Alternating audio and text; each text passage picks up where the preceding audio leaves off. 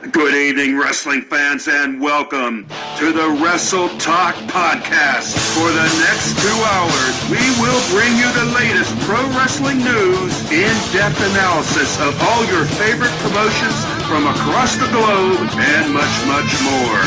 We will also bring you exclusive interviews with the greatest professional wrestling personalities on the local, national, and international levels. If you want to follow the Wrestle Talk Podcast, check us out online at www.wrestletalkpodcast.com. You can also follow us on Facebook, Twitter, YouTube, and Instagram. And now, it's time. All right, I seem to be having some difficulties here.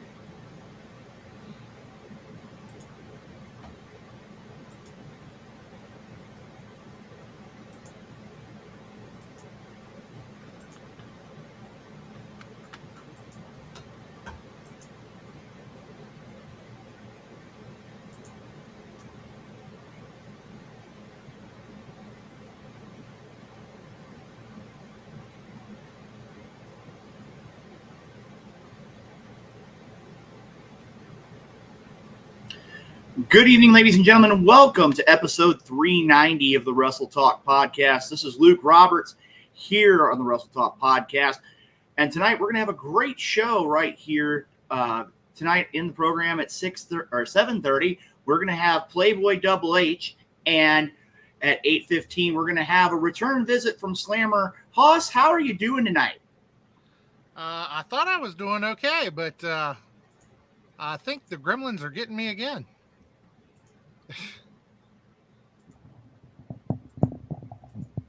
Can you hear me, Luke?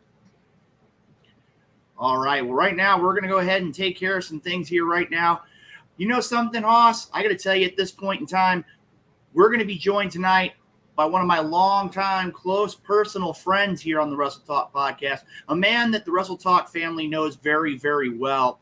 And I'm going to go ahead and introduce him right now. The man, the myth. Wait a minute. That's Joe Lance's thing. The man who is going to change the world of politics. No, that's Richard Douglas.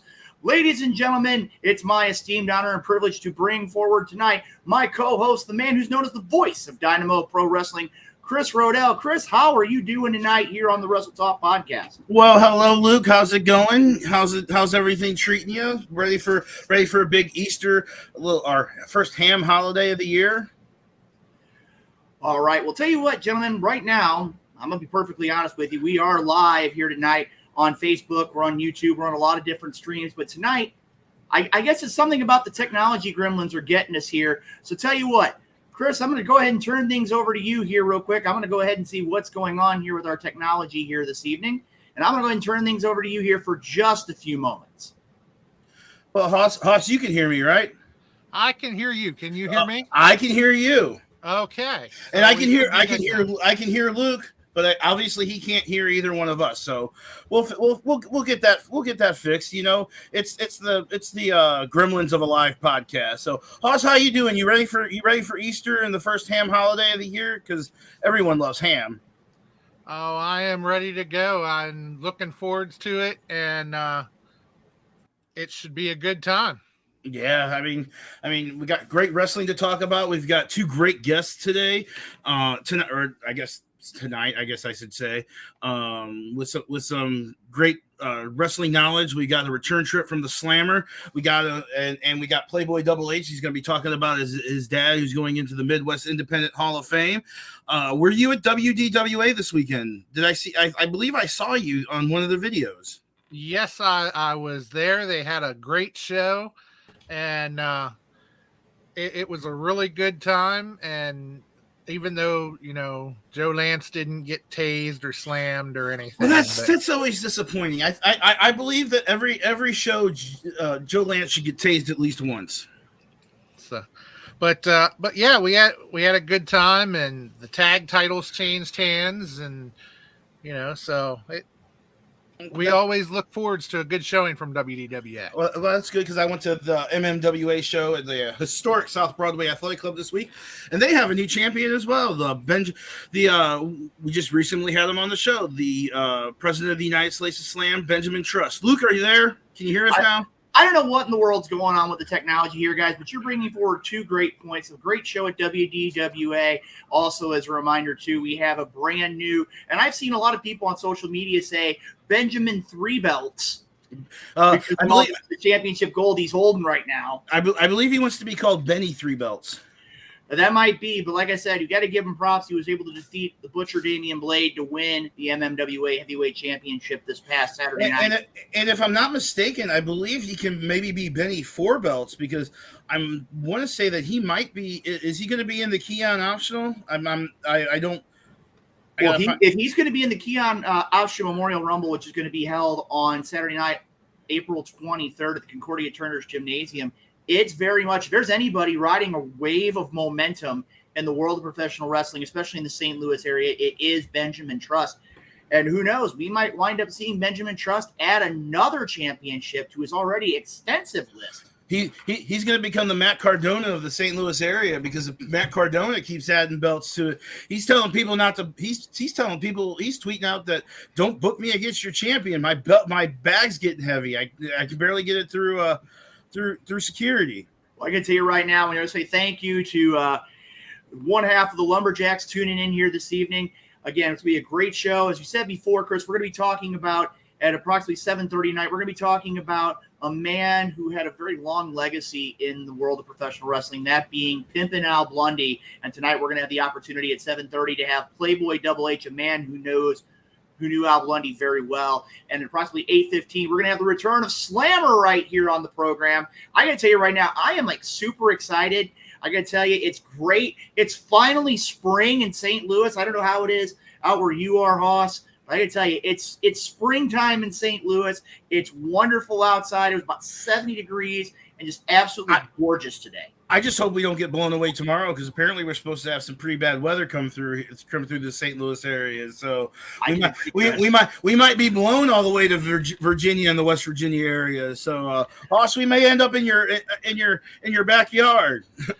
Well, you never know, but I'll be looking to catch you if you come flying. Well, you notice something too, Chris? I just noticed this here. As you know, Hardcore Hoss has that great background behind him. And I noticed right there behind him, right behind his head, is he has a WDWA hat right behind him. You notice right up there is a part of his background showing support to WDWA, a great promotion, one of many promotions that actively has guests here on the Wrestle Talk podcast. Guys, I got to tell you, it's going to be a great night here on the program. But you know something, gentlemen? As we always do each and every week, we need to make sure that we take care of all of our great sponsors. Want to make sure we always take care of the sponsors and make sure that we acknowledge them, because without them and without the viewers of the Wrestle Talk podcast, the Wrestle Talk podcast does not exist. Episode 390 episodes going strong. We are 10 away from 400. 10. I need to go start looking for maybe get a tuxedo because I think we should all be on the show that night in tuxedos. Hey, Chris, or tuxedo shirt or tuxedo shirts. That would work. You know what? We're 10 away. 10. So, like I say, real quick here, we're going to go ahead and we're going to scroll here across the screen all of our great sponsors that are part of the Wrestle Talk podcast. And again, if you're in anywhere near the area, you can go ahead and check out some of these great sponsors.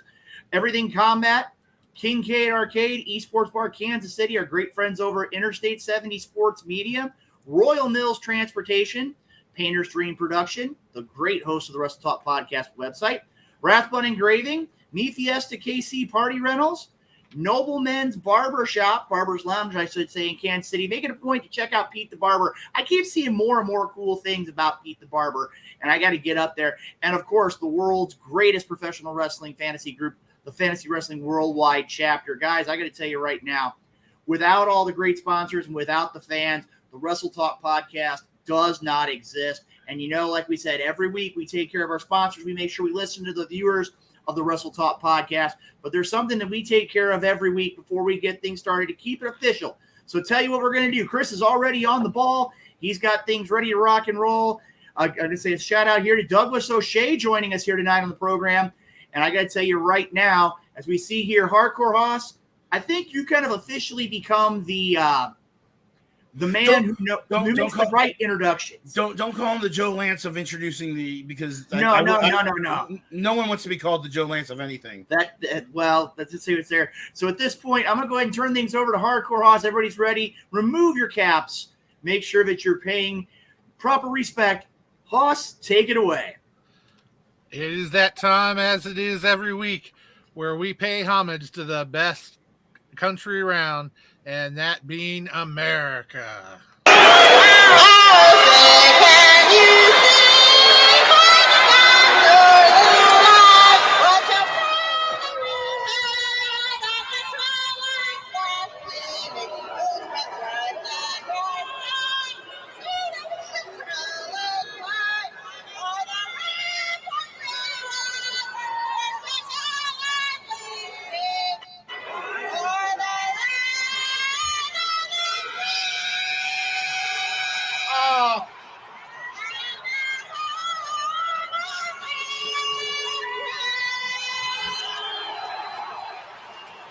All right, ladies and gentlemen, somewhere the maestro just had an aneurysm.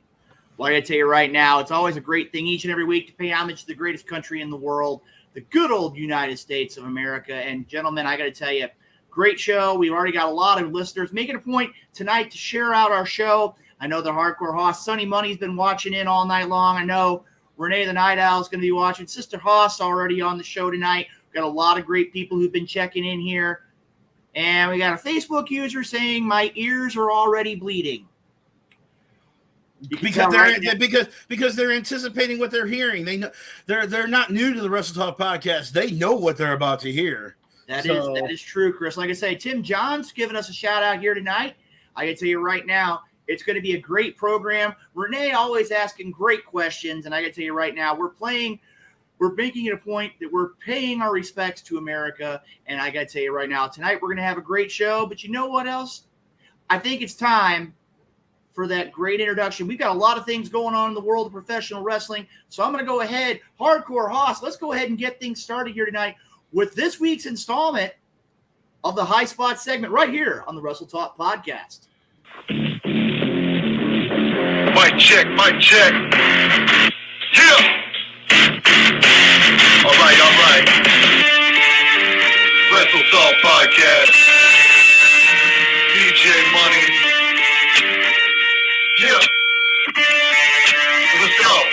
Welcome to High Spots, where we pop news like lamb chops. We dog shop, coming through the screen of a laptop and non-stop like a runner speakers of blacktop. We hit hard like chair shots and backdrops. Spark flash, feel like a barely fly that ass on. We up to speed while they stay slow. Wrestle Talk podcast, now they know we about to start the show.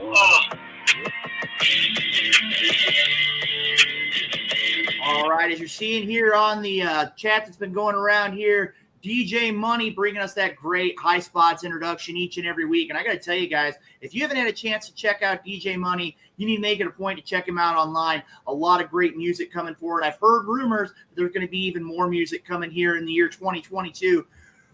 And before we start the shout outs, let's send our thoughts out to Shinjiro Otani over in Japan. He took a German suplex and hit the turnbuckle, and unfortunately he was stretchered out and is currently unable to move his legs and arms. So hopefully they can get it fixed. But we want to send a shout out to Shinjiro Otani because, I mean, we remember him in his WCW run, and he's a Japanese legend. So we just need a shout out to him before we start. Chris, I got to tell you right now too. Had an opportunity back when I was younger, earlier on in my career, and you remember we've known each other for many years. You were younger? Matches. I was younger once, but to give you an idea, we had Otani having a lot of great matches in WCW as well as in Japan. A great professional wrestler, and again, we don't want to see anybody ever get severely hurt inside the ring. Also want to send out a couple shout outs to Gil Rogers, I believe, was suffered an injury this past week, quadriceps injury. They don't know how long he's going to be out of commission. I got to tell you, this is one that's really going to surprise you, Chris. We got to give a shout out to Volatile Curtis Wilde.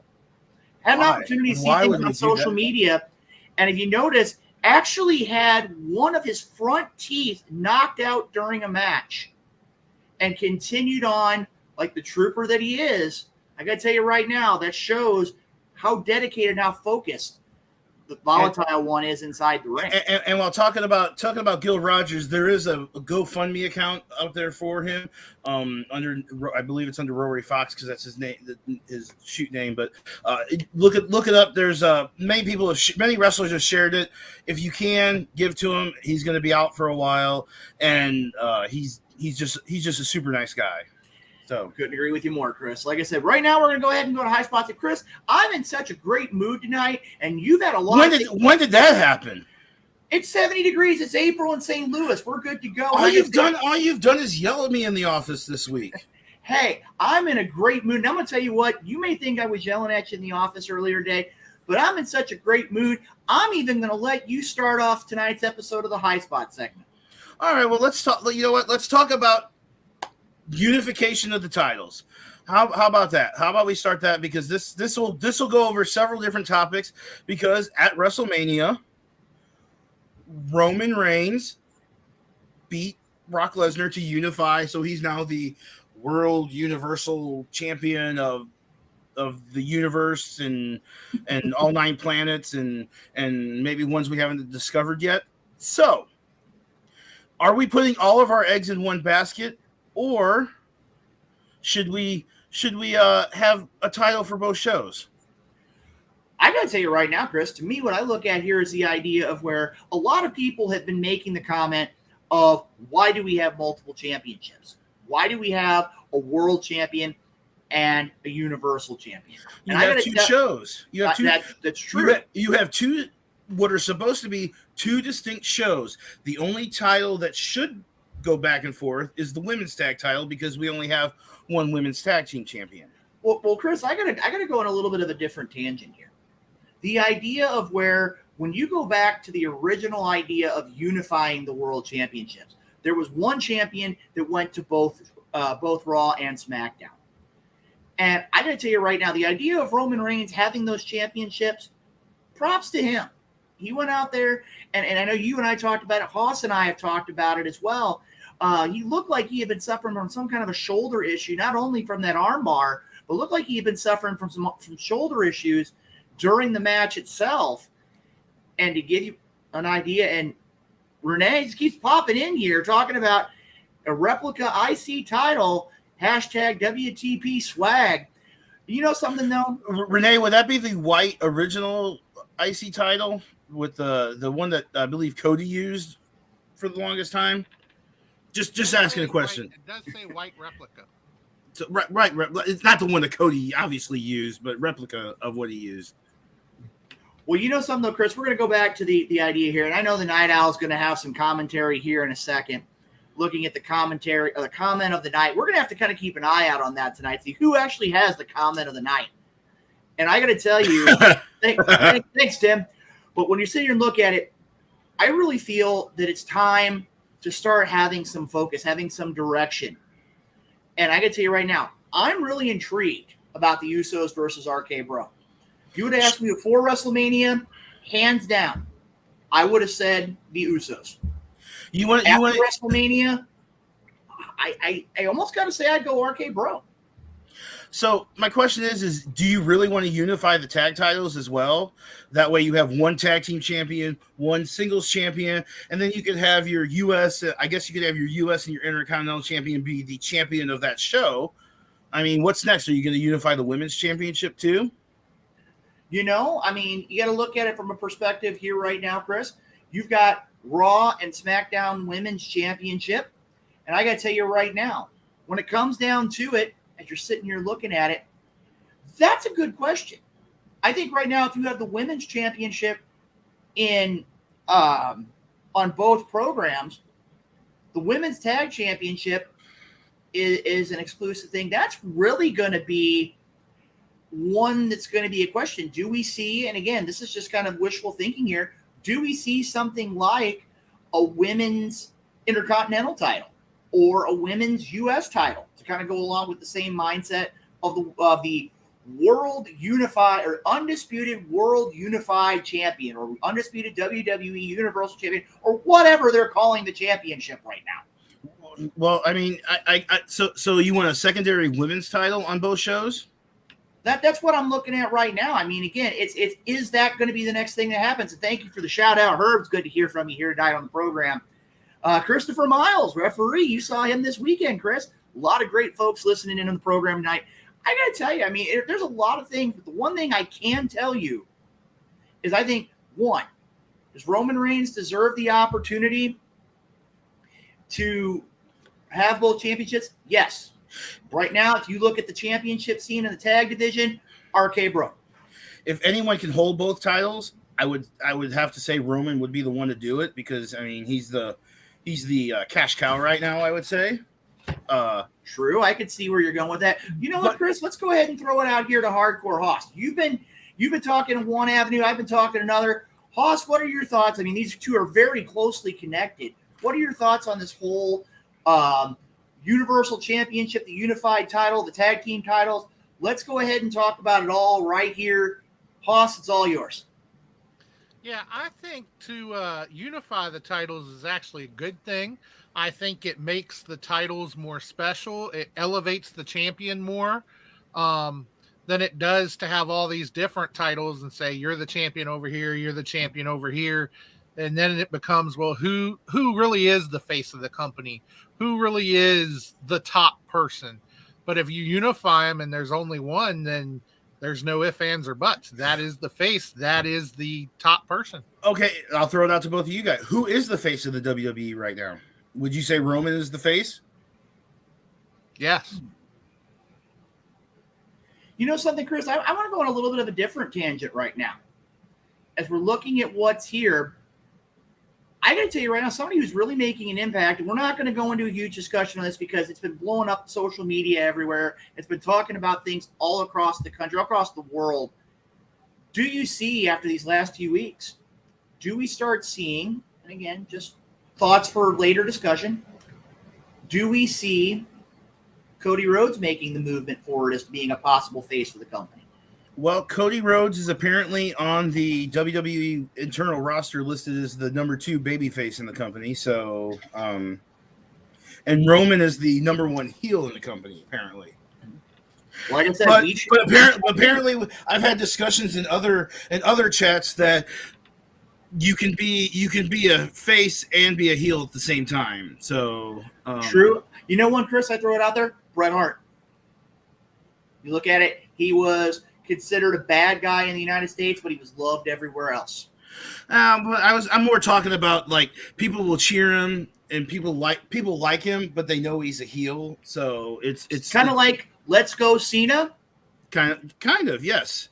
Okay, and I know Christopher Miles is on the chat. He knows exactly who I'm talking about when I reference that. So that's just a little inside joke between everybody. Well, you know something, guys? We got the question up here, and thank you to our tech department for getting this up here. Real quick and simple. Who wins the tag title unification match? Bloodline, RKO?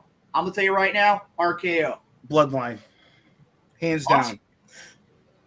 I believe they'll put hanging on the Bloodline just to keep all the gold over there right now, because they're making the Bloodline look so strong and putting them over.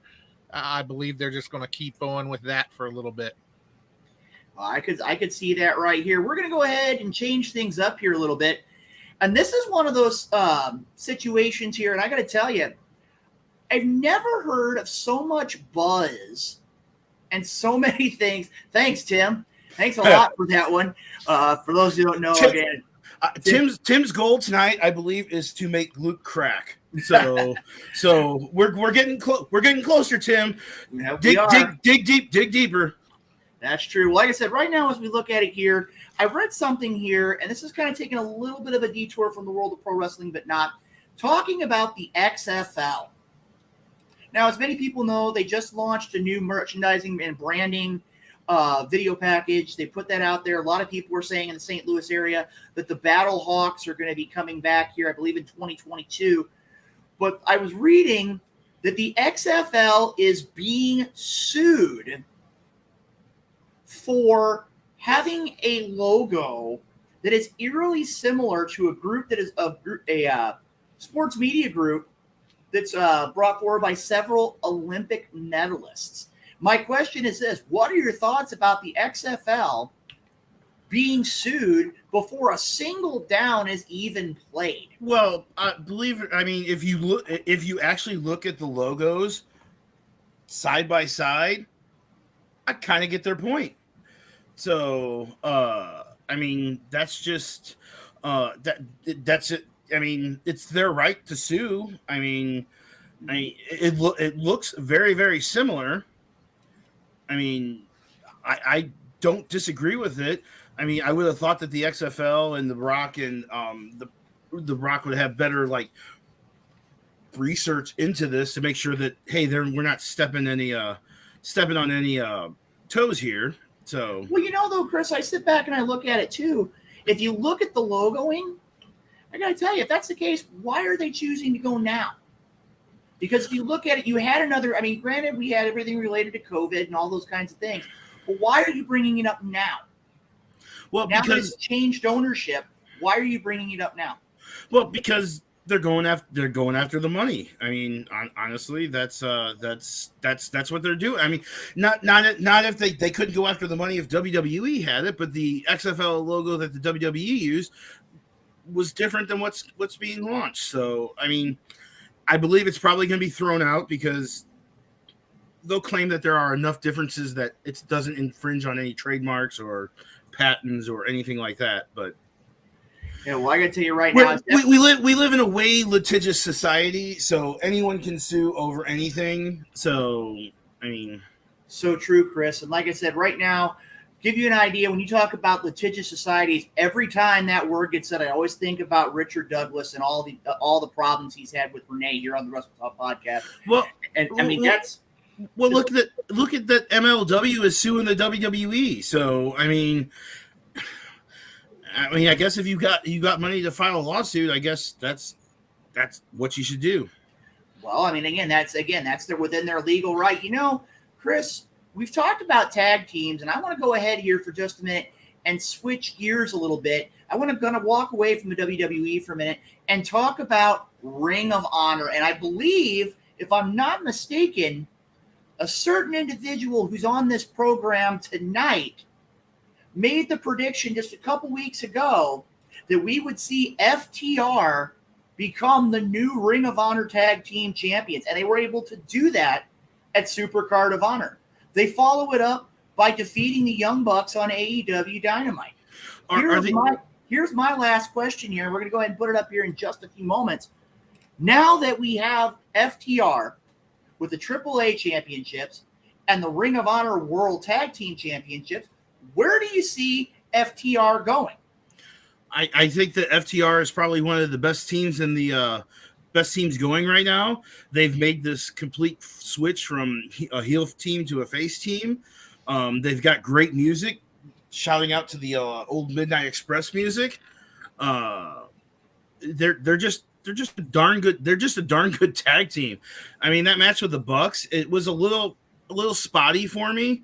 I would like more of a story to be told, but that's just my old school ways is telling a story and not a spot fest.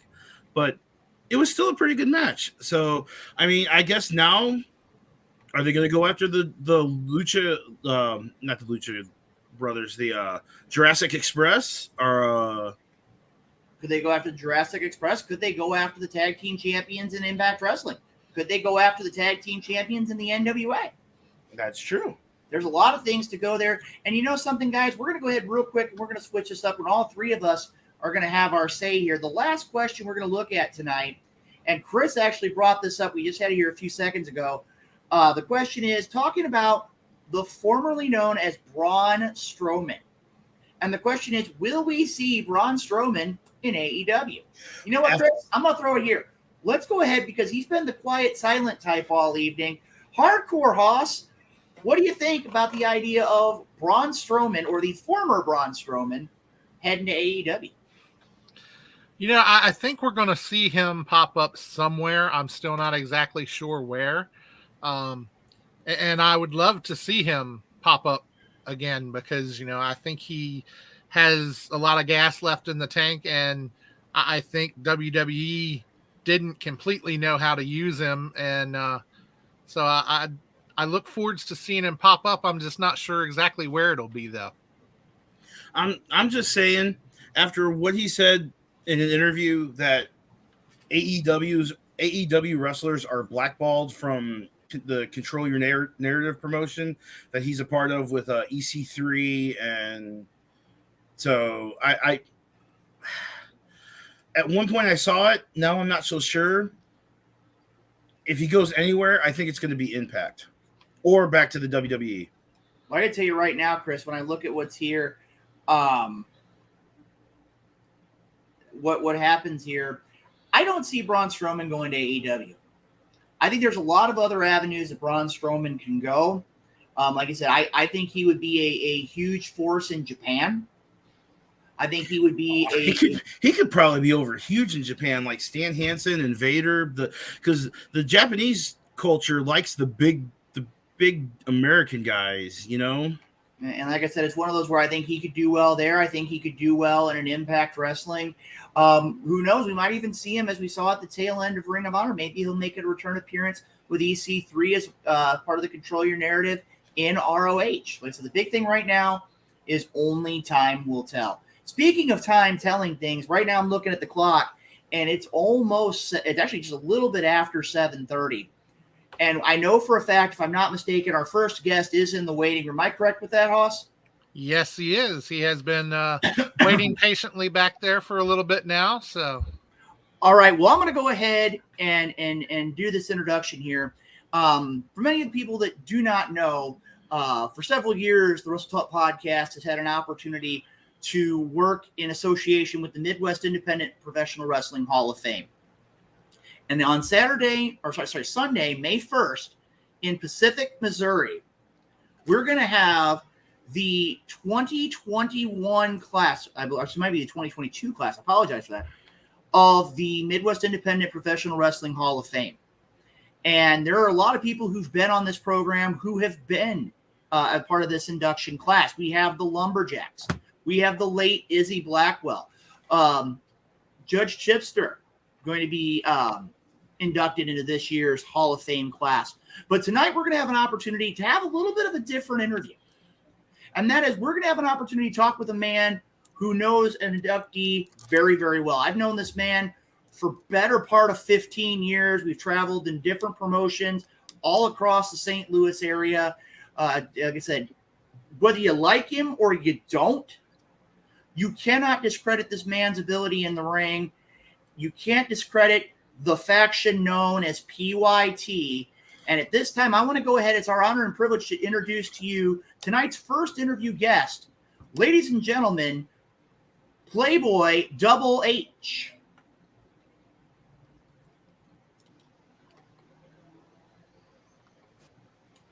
All right. Well, it looks like right now here, we're having some technical issues with. Hold on 1 minute.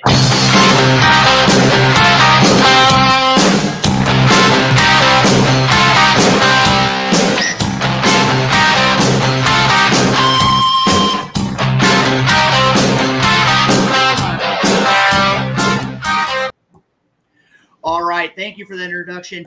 Playboy, how you doing this evening? Not too bad. How are you guys doing? We're doing awesome here. And like I said, it's our honor and privilege to have you here on the program. Chris Rodell and myself, we've had an opportunity. I've known you for the better part of pretty close to 15 years now. Had an opportunity in several promotions throughout the St. Louis area. And we've had you on the program before as a part of the PYT organization. And my first question is, and again, we didn't get a chance to talk to you about this the last time.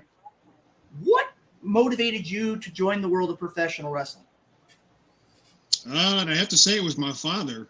Back when I was 3 years old, watching wrestling, watching Hulk Hogan, all that stuff, really got me, he's taking me to, wrestling shows downtown in St. Louis and watching wrestling and just going to small independent wrestling shows and just watching that. And I just remember the one show I was at, I told my dad, I said, Dad, what can we do to get me to do that? That's what I want to do. I want to be a professional wrestler. And that was over 20 years ago, and here I am, had my big run a couple years ago, and I'm just glad my dad was there to see it. And like I said, having an opportunity to know both you and your father, both of you have been very accomplished inside the ring and a wealth of knowledge and experience. I do want to ask you, as you said, your father had kind of given you his blessing, so to speak, to get into the world of professional wrestling. My question is this. You traveled many roads with your family when it comes to being inside the world of professional wrestling. What motivated Pimpin' Al Blundy and yourself to start PYT? You know, short story is he actually did not even want to be a manager. When he first started, he came in, he was a ring announcer, and he would walk around and everybody said he looked like Al Bundy. So obviously he got the name Al Blundy. He'd walk around with the Married with Children music playing. He'd have his hand in his pants, waving to the fans, trying to shake their hand, whatnot. So as he was interacting with the fans, the promoter at the time was like, hey, what do you think about managing? What do you think about managing Playboy HH and coming out and being a manager? You're so interactive with the crowd. He said, no, I don't want to do that. I just want to be a manager. I want to just be a ring announcer. That's all I want to do. I don't want to do that.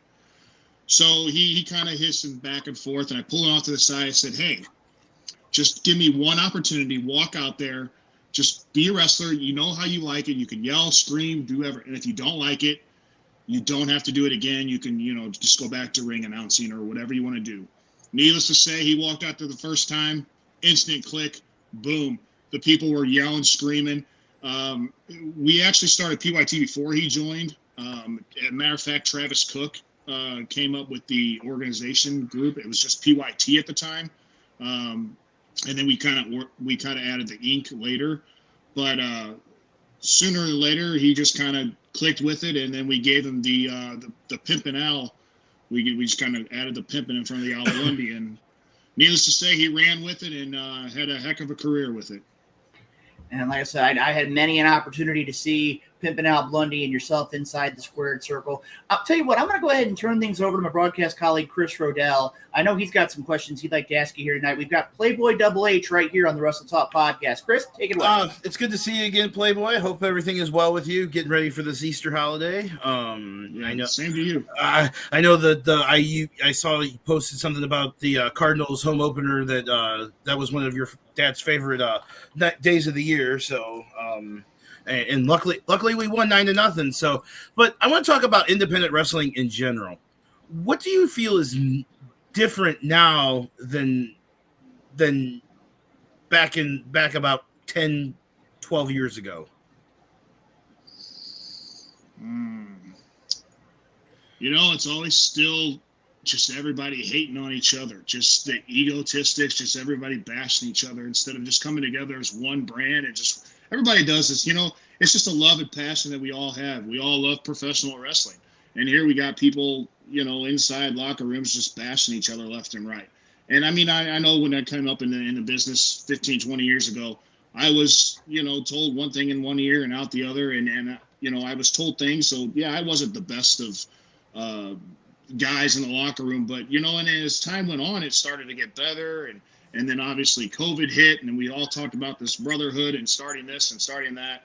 And it's kind of started off real well, but then, it just back and forth, just bickering. I hate to see it just because everybody loves professional wrestling. I know my dad was a huge part of trying to get locker rooms, stronger than ever. He was kind of the man behind the plan in the locker room. He'd bring food in for the wrestlers and he'd pay for it out of his own pocket. And he'd put food there and say, here. So he wouldn't even know that worker that night. He'd say, hey, go back there and enjoy yourself some food. If you brought some family, grab some food.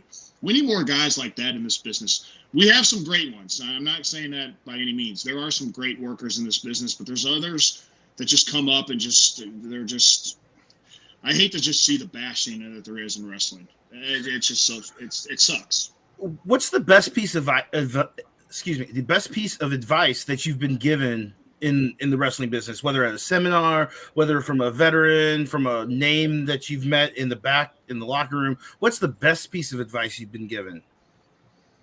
Respect, straight across the board. Just respect that individual. I don't care if he's been in the business for, 6 months 3 years, 20 years, the biggest thing I can say is just respect.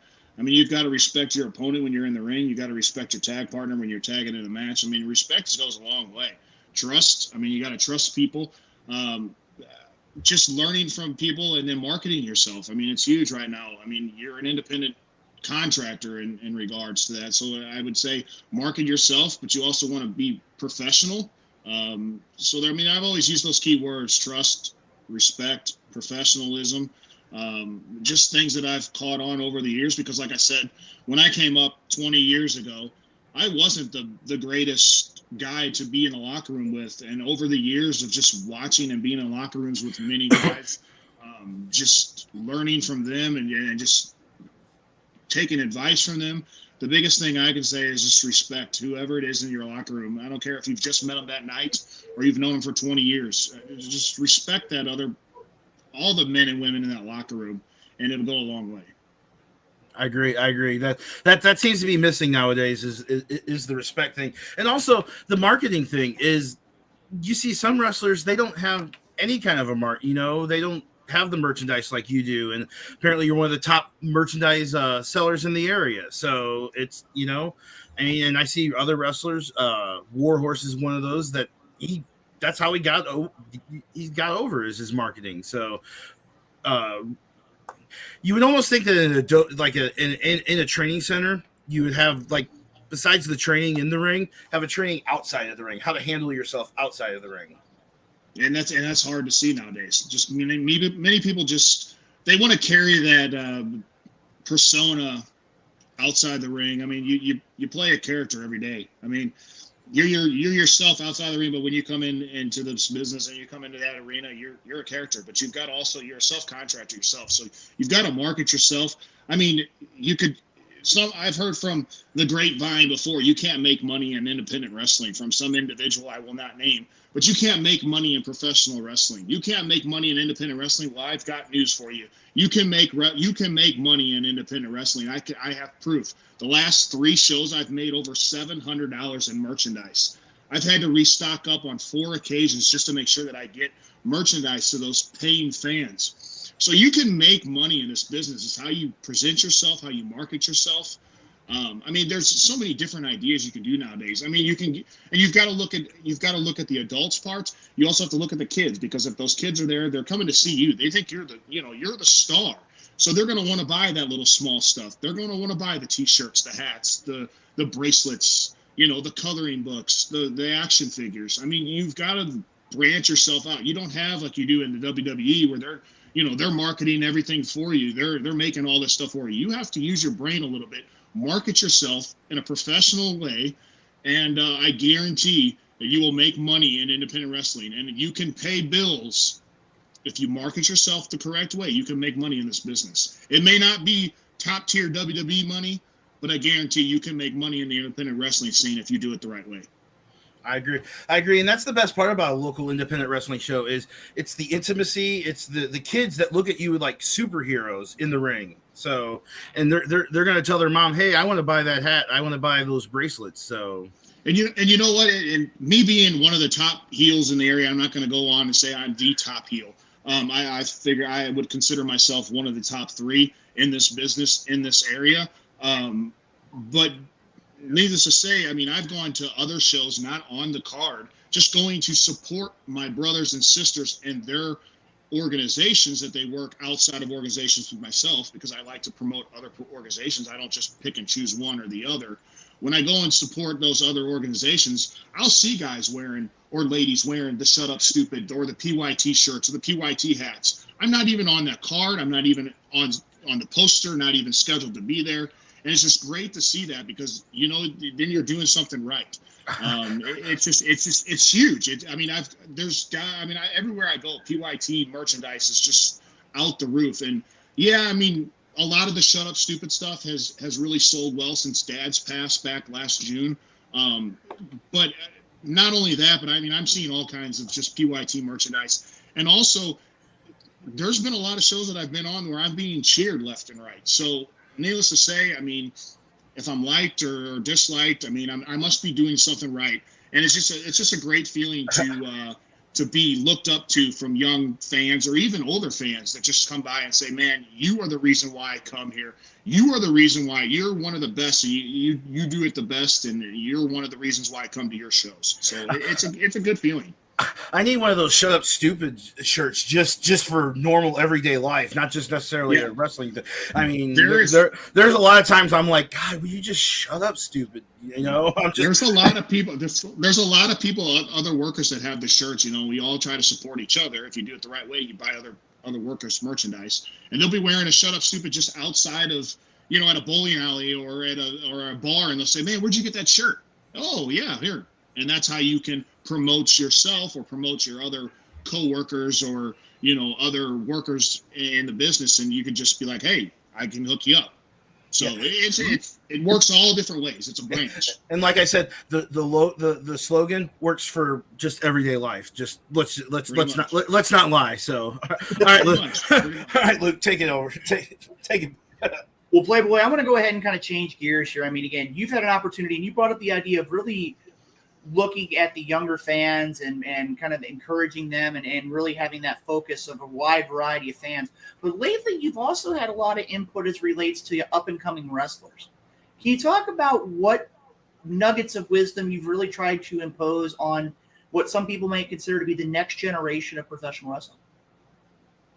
I fall back on those three key words: trust, respect, and it's just huge. And you just gotta, you know, a lot of guys just come in and they just and a lot of guys just want to be shot right up to the, you know, main event status. They, you know, back when I started, I mean, I went over, 2 years of just straight losing before I actually won my first match. I mean, it took me almost 3 years to win my first belt. But now you got guys that are coming in that they just want to be main event status. They want all these belts and all this other stuff. But really, they just need to come in and just respect, you know, trust your opponent, respect them. It would just go a huge way. It just seems I try to put that on to other people and just work in a safe environment. Obviously, I know you guys talked about earlier, a lot of injuries happening here lately. But, I mean, I would just – those key words, and then just obviously marketing yourself. But I don't know. It's just more of just learn and pick brains of everybody. Pick brains of guys that's been in this business for, 20 years. The Gary Jacksons. I mean, the Attila Khans. I mean, guys like that has been working all over, not only in this area, but other states over the world. I mean, Gary Jackson made it to the very top. I mean, yeah, he may not have been that main event superstar, but he was actually in locker rooms with all the guys that made it that far. I mean, you got to pick the brains of those individuals and just learn from them and just take their advice. And now it just seems like some of this young generation just doesn't want to do it. But then there's other guys there's a lot of good young up-and-comers that are coming into this wrestling business that if they just get that little bit of advice that can just tweak away from some of the bad negativity that they hear, I guarantee they can go a long way in this business if they just do it the right way. And I couldn't agree with you more. I mean, again, that's one of the big things. Being around wrestling as long as I can, there can be so much negativity that you see, whether it's on the road or in the locker rooms or on social media. You got to understand that you've got to have a focus on what you're doing inside the ring. And again, that trust factor, that respect is what a lot of people need to see in the world of professional wrestling if they hope to be successful. Now, I want to change gears here again just a minute. On Sunday, May 1st, will be the newest class of the Hall of Fame. And I want to take just a minute here. You've been around professional wrestling for a long time. I want to take and get your opinions on the other inductees. And I'm going to take just a couple minutes here. The first inductees that they talk about is the Lumberjacks. I know you're no strangers to the Lumberjacks. What are your views on the Lumberjacks? They're great men, great guys to learn from. They're tremendous men in the locker room. They've got a lot of experience and a lot of knowledge in this business, and they're well deserved of going into the Hall of Fame. I mean, anytime you hear the Lumberjack name, everybody says, "Oh yeah, I know who they are." Just great all around guys. I mean, there's been many times that we've talked in the locker room and I picked their brains. Great guys, great workers. They play it the safe way. They respect the other people, and they'll help any type of organization they've ever worked for. They're always there to help. They're always there for advice. They're two great individuals, and they're well deserved of the Hall of Fame, in my opinion. Okay. Our next inductee is Judge Chipster. Chipster, man, that guy, he's beyond. He would fall in that same category. I mean, him and Pip and Al had a couple times that they've had a couple little road trips on a flat tire that they've rode together, and that guy would do anything for this business, for the organization. That guy is there from the crack of morning, setting up, tearing down, whatever it is. He's there, does a phenomenal job inside the squared circle, or around the outside of the barricade, wherever you want to call him. Chipster is there. He's there for advice. The guy knows his ins and outs about the business. He's there busting his tail left and right. No man, in my view, deserves it more than Chipster, for sure. Okay, we'll move on to our next inductee, and that is Xavier Frost. Xavier Frost, good guy. I know a lot of people may say bad things about him, but you know what? I truly believe that he deserves it. He's a good all-around guy, very well known in this business, has done a lot in this business. In and out of the ring, very professional. He's been far. He's done a lot. I mean, another guy that just deserves to be in the Hall of Fame. And this is his lucky year, and he's gotten in there. He's also there. Here to a lot of people that we may not know or not have heard of this next name, Carl Lauer. Carl Lauer. I remember him just recently. He's been a state inspector for us, but from the stories that I've heard from him, that guy should have been in the Hall of Fame in the very beginning of this, according to a lot of guys and with the stories that I've heard about that guy. And he's been nothing but a great state inspector. I know he's got a lot of insight. He's done a lot in this business, and he's well-deserved the Hall of Fame as well. And when you look at it, too, I mean, again, his acknowledgement and recognition with organizations like the Cauliflower Alley Club, among others, has really provided a wealth of insight to a lot of wrestlers, and not just in the St. Louis area. The last name I want to talk about before we kind of wrap things up here, and I want to take some time to talk about Pimp and Al as well, but I want to talk about the late Izzy Blackwell. I know that you had a lot of run-ins with him over the course of your careers within the last 20 years. What are your thoughts of Izzy Blackwell?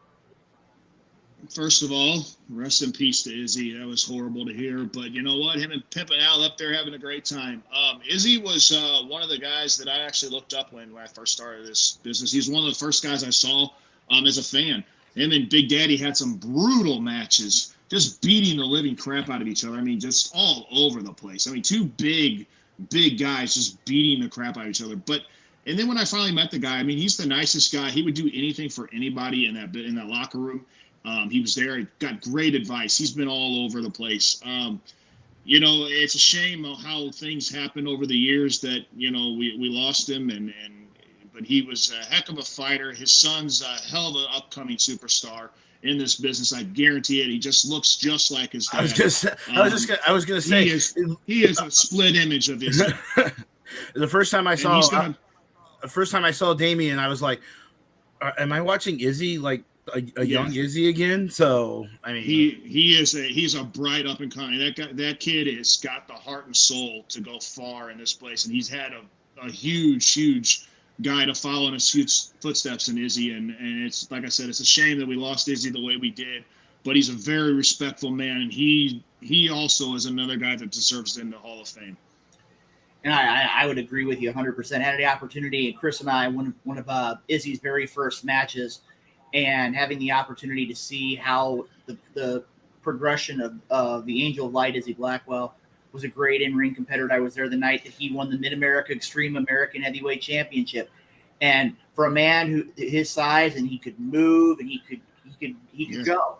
But when it comes down to it, in the locker room, he was balling like a baby when he had that championship belt, because it was something a lot of people would have never he would have never imagined. And he was, I mean, again, just a great all-around guy.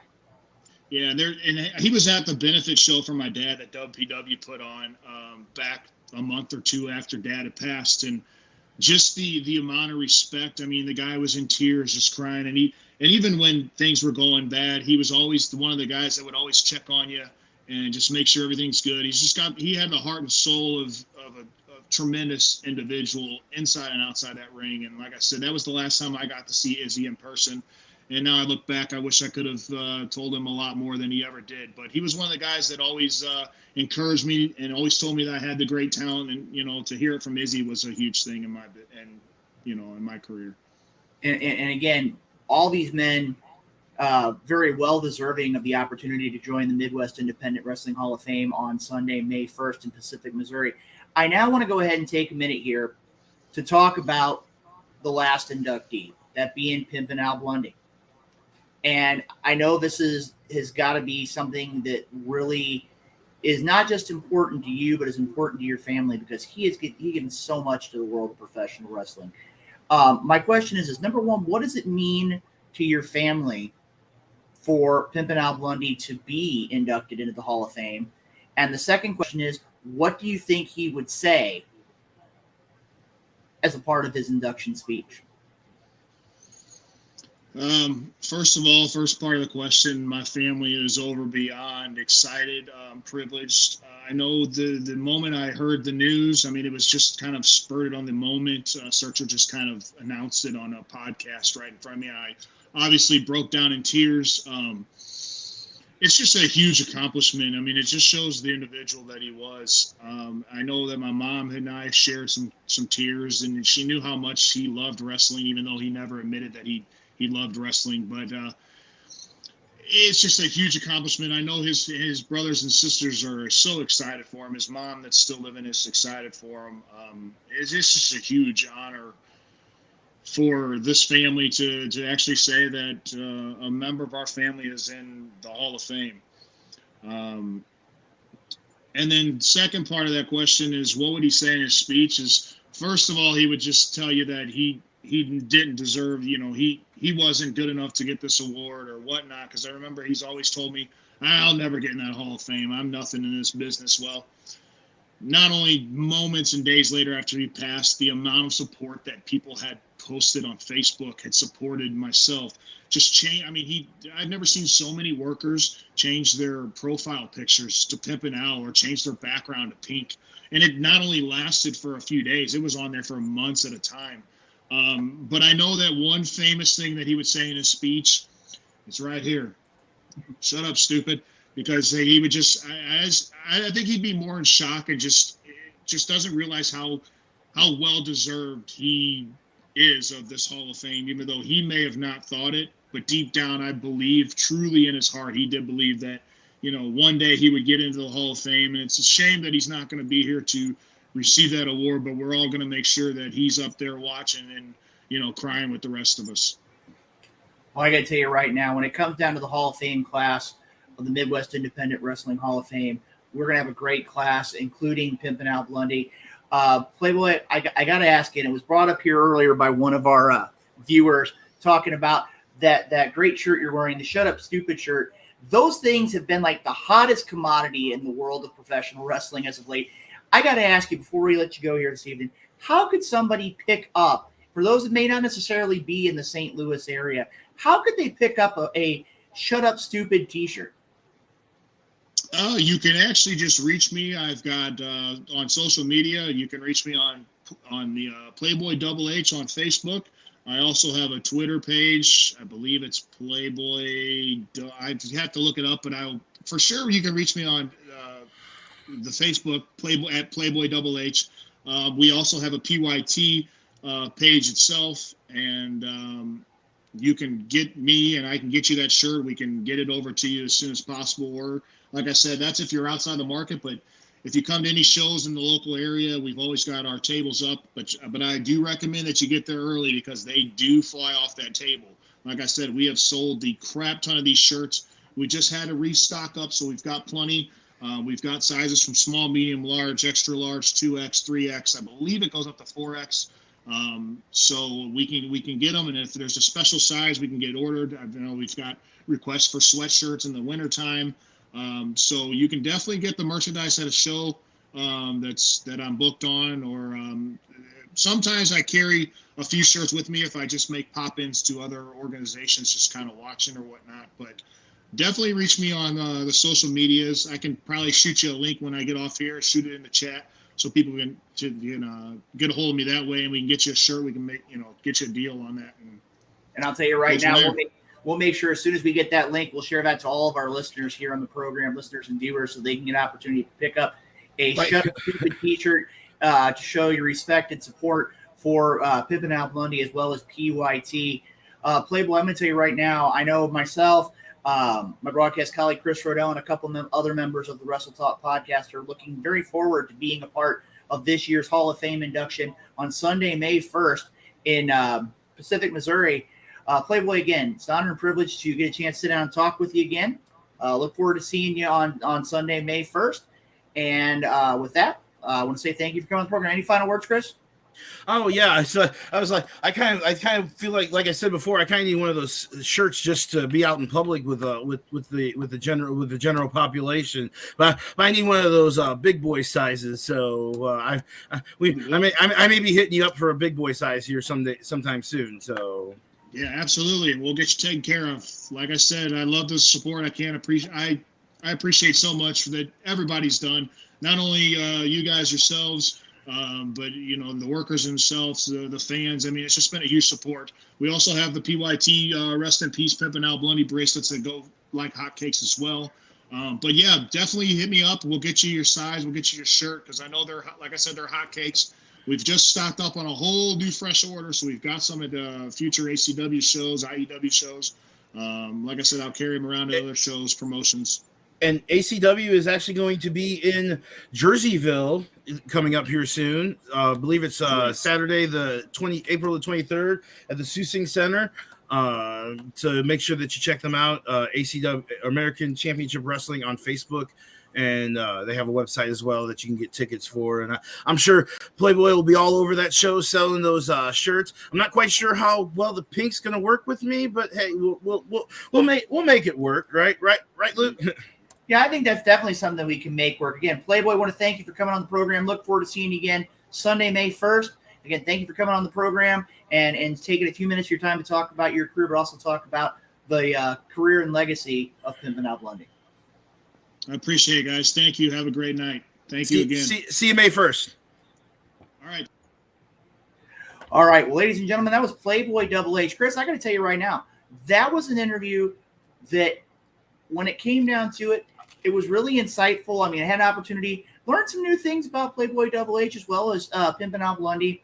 Again, always been around professional wrestling for a long time, but having an opportunity to hear some of those things about Al Bundy as well as Playboy. I mean, again, one of those things. Just the genesis of the Al Bundy name. I thought I knew where it was going to go, but it kind of didn't go that way. But hey, I mean, it worked, and he's going into the Hall of Fame along with a great class of 2022. So it's going to be happening in Pacific, which never is said because if anyone knows the St. Louis area, Pacific is not the creme de la creme of people. But well, I can tell you right now, Chris, I had an opportunity last year to be a part of last year's Hall of Fame induction.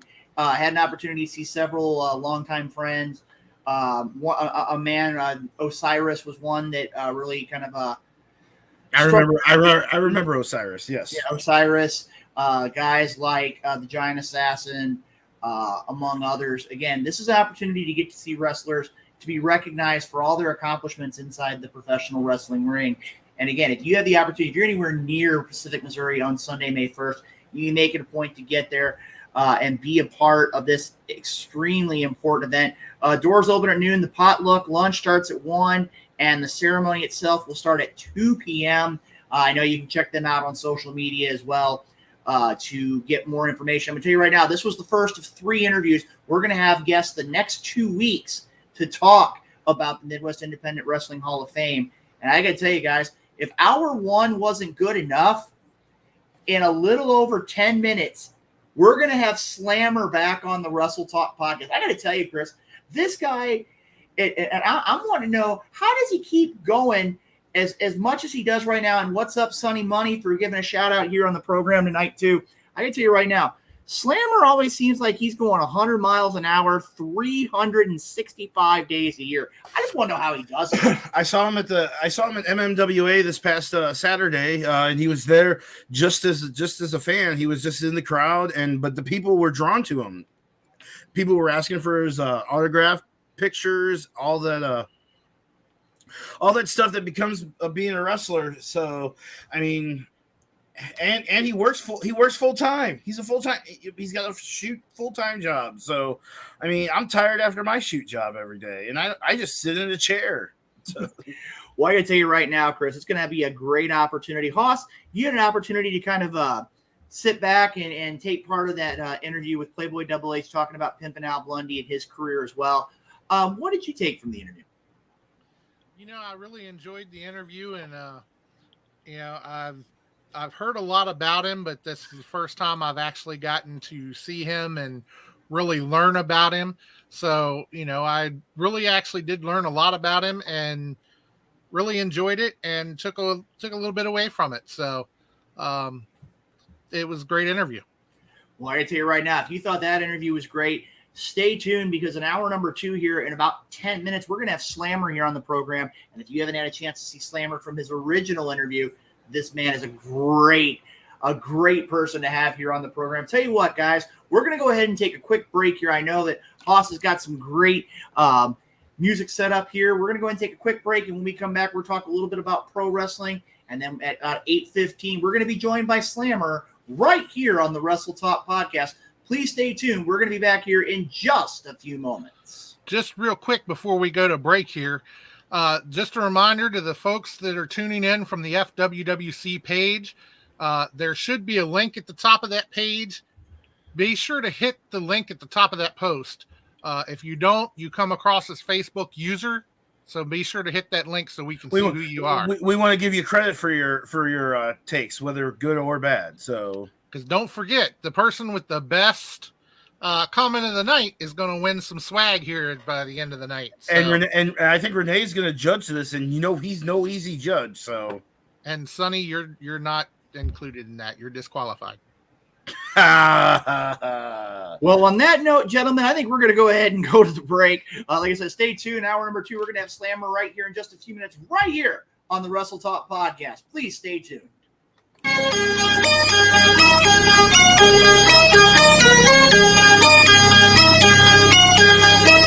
Return to the D was imminent. Step into the mic, it's like a brand new lyricist. I'm here to do what should have been done 10 years ago. You can't fuck with me, I'm stepping out the shadows. So walking overloaded, I'm ready to explode. I've lost all self-control. Setting your skills like Highlander, one slice, and I watch your head roll. It's a lyrical kamikaze when I unload on the mic. I'm ending everything I see. It's destruction on sight. Most it sound like a track with no bass. That's a dead beat. Me on the other hand, I'm shattering the concrete, breaking down the doors, demolishing enemies within the opportunities. It's survival. I ain't going nowhere. I got immunity, more calculated, gruesome, and devastating than ever. Sharper, lyrical spears that pierce straight through the armor. Golden, harder, kitchen, farther. Give you the deal, we'll tear straight to the charts and slaughter any of you motherfuckers that can't see that we the best MCs, capiche? It's the return of the aggressiveness of my mind frame, just letting loose like I'm spraying with no end. Don't give a fuck who it is or who it is. I'm dropping back and split your wig like it's the weekend. Can't feel your face, but it wasn't the cocaine. It was the lead pipe that rattled your brain. Fuck, flipping the script, I'm gonna stomp and spit all on it. Got my own rules, got my own crew. Come and try me, bitch. You with it again, hit with it. I ain't playing around. I'm the type to leave all my competition buried 6 feet underground. Surface we emerge from the depths of hell. I hear him now. Remy's bad. Oh shit, fuck my life. Drop the beat and I'll make the world suffer defeat. Ain't no one fucking with the return of the D. Sharper, lyrical spears that pierce straight through the armor. Golden, harder, getting farther. Get what tear straight to the charts and slaughter any of you motherfuckers that can't see that we the best MCs, capiche? It's the return of the G.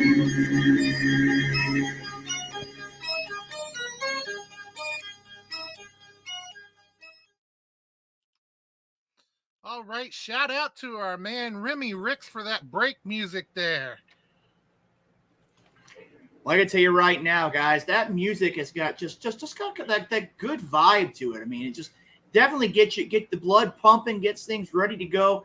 Again, great music here. And again, if you enjoy the Wrestle Talk podcast, make it a point to share it to people all across social media. Let them know, Facebook, Twitter. Make it a point to share out the show. Got a lot of great guests coming up, as Chris said too. And I'm going to see how many more times I can get away with this on tonight's show. We're 10 episodes away from 400. 10 episodes from episode 400. And Chris, he's showing it too. Hey guys, I think one more time just so everybody can remember on the count of 3. Ready? How many episodes are we from episode 400? 10. Ladies and gentlemen, 10 episodes from episode 400. Please make sure to stay a part of the Wrestle Talk podcast on social media. We're going to have lots of great information about episode 400, which is going to be coming up later on this spring, early summer of 2022. Now, guys, I got to tell you, we had a great first hour. And I got to tell you right now, we got a couple minutes until Slammer's going to come on the program. I got to ask you right now, and Chris, this is going to be kind of taking a complete right turn compared to what we normally talk about. I want to talk about, just a minute, talk about the world of professional hockey. Well, I mean, yeah, okay. I want to throw this out here at you. Many people don't know, but Chris and I often give each other a little bit of grief sometimes about the world of professional hockey. I got to ask you, how do you feel about the Blues right now? Up and down, not sure, not 100% sure where we're going. I think we're going to make the playoffs, but Colorado is the best team in the Western Conference right now. I wouldn't say they're the best team in the league, but they are the best team in the Western Conference. So, and like I said, we're going to see again. A lot of great teams are still playing hockey. I mean, we're going to be getting close to playoff time again. The St. Louis Cardinals stepping up here, making some key acquisitions in the year of 2020-22. We're going to see what happens with them as we go along. Now, Ross. I want to talk to you. I want to talk to you actually about something that's coming up with Dynamo Pro that I know is near and dear to your heart. I won't be on I'm not scheduled for the show before our next show, but let's talk about the Keon Option Memorial Battle Royal. I mean, I know that you have a very pretty good bond with Keon. So tell me what that show is going to mean to us, because it'll be really the first time, because we were going to do when we were planning on doing it, the world decided to fall apart. So I want Luke to talk about Keon, because I know it's a dear place in his heart. Well, I got to tell you, Chris, when we talk about, thank you, Randy, for the shout out as well. Again, Randy Mulkey giving us a shout out here on the Wrestle Talk podcast here this evening. I can tell you right now, Chris, Keon Option was a man's man. I got to tell you, salt of the earth. He was one of those guys, and I had to say, I've never heard a bad word said about Keon Option, whether it was inside the ring, outside the ring, you name it. Keon Option was a great human being. You could go to him for just about anything, and he would listen to you. He would give you advice. He would tell you on the level how it was, but he was always respectful. He was one of those men that I got to say was always a pleasure to be in a locker room with. I mean, again, we've all been around the world of professional wrestling, and I know some of us joke out the idea of, we want to see certain members of the Wrestle Talk podcast getting attacked at an event or things like that. But when it comes down to it, Keon Option was, I can't even begin to put in words how much Keon Option meant to Dynamo Pro Wrestling, how much he meant to the world as a whole. Yes, exactly. And the opportunity here on Saturday, April 23rd at the Concordia Turner's Gymnasium, this year's Keon Option Memorial Rumble is got so much more riding on it. because the individual who walks out of the winner of the Keon Option Memorial Rumble becomes the new Dynamo Pro D1 champion. And I gotta tell it's you, going Chris, to be a progressive style battle royal, like a Royal Rumble. However, the last two men in the ring are going to have a match, so it's going to be, I guess, more similar to the Gauntlet for the Gold that TNA used to do. So it's going to be great. I think we all have our predictions. Maybe we'll have Benny 4 belts. I mean, maybe the Snitch will win. We don't know. And that's the thing about Keon, is even the Snitch can say nice things about Keon Option. So, I mean, there's not a lot of people, Chris, when you look at the world of professional wrestling, that can say anything bad about Keon Option. And I can tell you right now, if that weren't enough, and I was just looking here, it was just put out on social media late yesterday that on the 23rd of April at the Concordia Turner's Gymnasium, the Quad Father, Camaro Jackson, will be defending the Dynamo Pro Heavyweight Championship against the challenge of Mr. All That Matters ATM. Former guest, one of the former guests of the Wrestle Talk podcast? Yeah, I believe so. And like I said, here's a guy that Camaro Jackson, I mean, he is just a powerful, powerful guy. But if ATM can use that high flying option, and that's one of the things a lot of people don't understand. They consider ATM to be a tag team wrestler. But I'll tell you right now, ATM gets moving, I think it's going to be a big problem for Camaro Jackson. I don't think, and this is going to sound strange, you know me, I'm a very pure wrestling analyst. Mm-hmm. I don't think Camaro Jackson can keep up with ATM. Interesting. I wonder if we told Camaro Jackson that, I wonder how he'd deal with you. And know. Here's my view, Chris. And again, I'll be unbiased. I think if ATM can go out and use that high flying offense, I don't think Camaro Jackson can do so. But by the same token, too, I don't think that if Camaro Jackson gets his hands on ATM, it's going to be a long night for the challenger. Right. Because Camaro Jackson, I mean, his strength, I haven't seen too many men that can do what Camaro Jackson can do, not only in the gym, but in the locker room as well. Exactly. So it's going to be another great part of Dynamo Pro on Saturday, April 23rd. Now, Hoss, I got to ask you here, and this is one that Chris has been looking forward to for quite a while. Is our second interview guest in the green room? Yes, he is. But before we get started with him real quick, Playboy said he was going to drop his social into the chat, and he actually has done so. So real quick, there it is. Facebook, you can find him on Playboy HH, Twitter, Playboy_HH, Instagram, Playboy_PYT, or Facebook page PYT Inc. And those are places you can get those shirts. So. Okay, and one last thing before we go in again. Thank you, Playboy HH, for coming on the program earlier on to talk about Pimpin' Al Bundy and the Midwest Independent Wrestling Hall of Fame. I got to ask you one other question, Hoss, before I turn things over to Rodell for the introduction of our second guest. I got to ask you, above all else, did we make sure that we got all of Richard Douglas's energy drinks out of our waiting room? I believe so. I didn't take note of any in there, but because you never know. He stashes them, so he might have a couple hidden. Well, I got to tell you right now, Chris, I'm going to turn things over to you because this is an interview you have been waiting for weeks. I know the viewers have been waiting for it for weeks. I'm waiting for it because just your sheer energy. I'm going to turn things over to you, and let's get this second interview started here tonight on episode 390. All right. Please welcome to the Wrestle Talk podcast, a man that is he's got 2 belts right now himself. He is the New Breed PopCon champion, and he's also the New Breed TV champion. And he will be at New Breed Wrestling Super Sam benefit and at CCW Homecoming 2022 in the next 2 weeks. Ladies and gentlemen, please welcome the Ultimate Hulkamaniac, Slammer.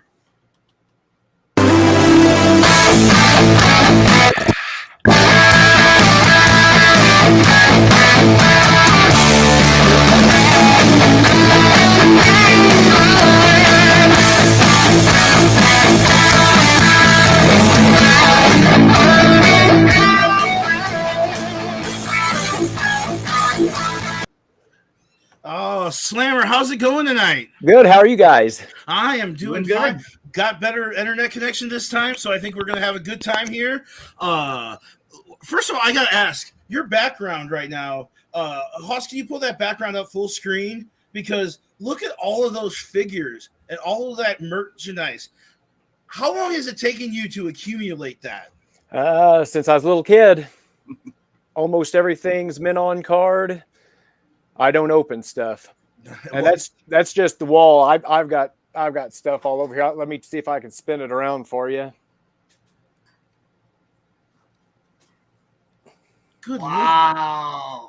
That is like a collector's like dream. Oh yeah, it's awesome.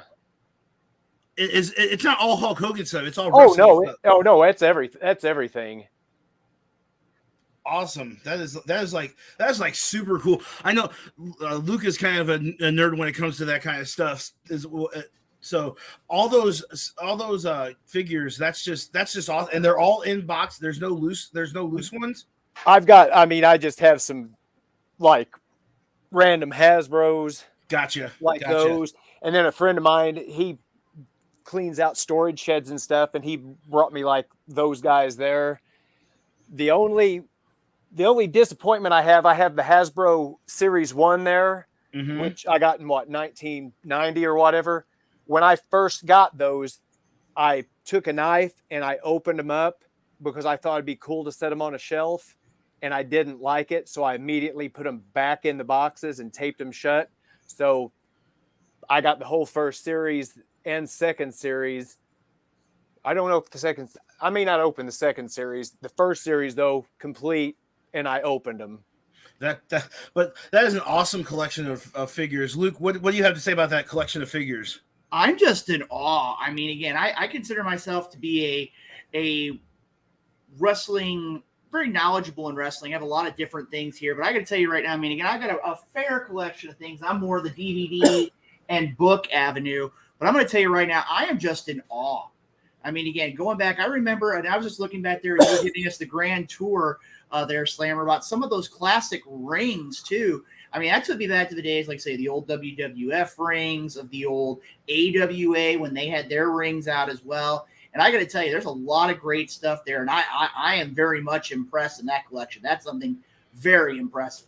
Thanks. My favorite stuff is everything's my favorite, but my newest favorite is all the Mattel retros that they came out with. Mm-hmm. That's the complete series except for Ric Flair. So I'm looking for a Ric Flair mint on card. They're all mint on card. I just got the bundle series too with Mean Gene and Bob Orton and Mr. T and Piper. And so if anyone can help Slammer get the Mattel mint on card Ric Flair from that series, reach out to him. I'm sure he'll take care of you for it. So I mean, nothing outrageous, but yeah. Well, right. There are limits to what we can do. So He's always a thrifty. Not only is he a good wrestler, he's a great wrestler, but he's a thrifty wrestler too. So well, that's like the Dusty Rhodes in that second series. Mm-hmm. That's the only one I don't have in the Series 2 Hasbros, and now the thing goes for, thousands of dollars. It's like, man. yeah. Well, it doesn't matter if I had it anyway. I wouldn't sell it. It's like I got the LOD mint on card Hasbros, and I think they're worth over $500, and I'd never get rid of it. Right. You're a collector. You're not a reseller. Yeah, so. I don't. Yeah, it actually makes me mad. I know this sounds silly. I've had people be like, "Hey, is there anything you want to sell?" I'm like, "No, not at all. This is my stuff, man." You want to kill a part of me? You want to make me sad? Yeah. So you kill a little bit of me when you ask me that. So, all right. Now that we've talked about that, let's get down to business. So, when did you start in the wrestling business? What year? What brought you into the wrestling business? Well, just a lifelong fan.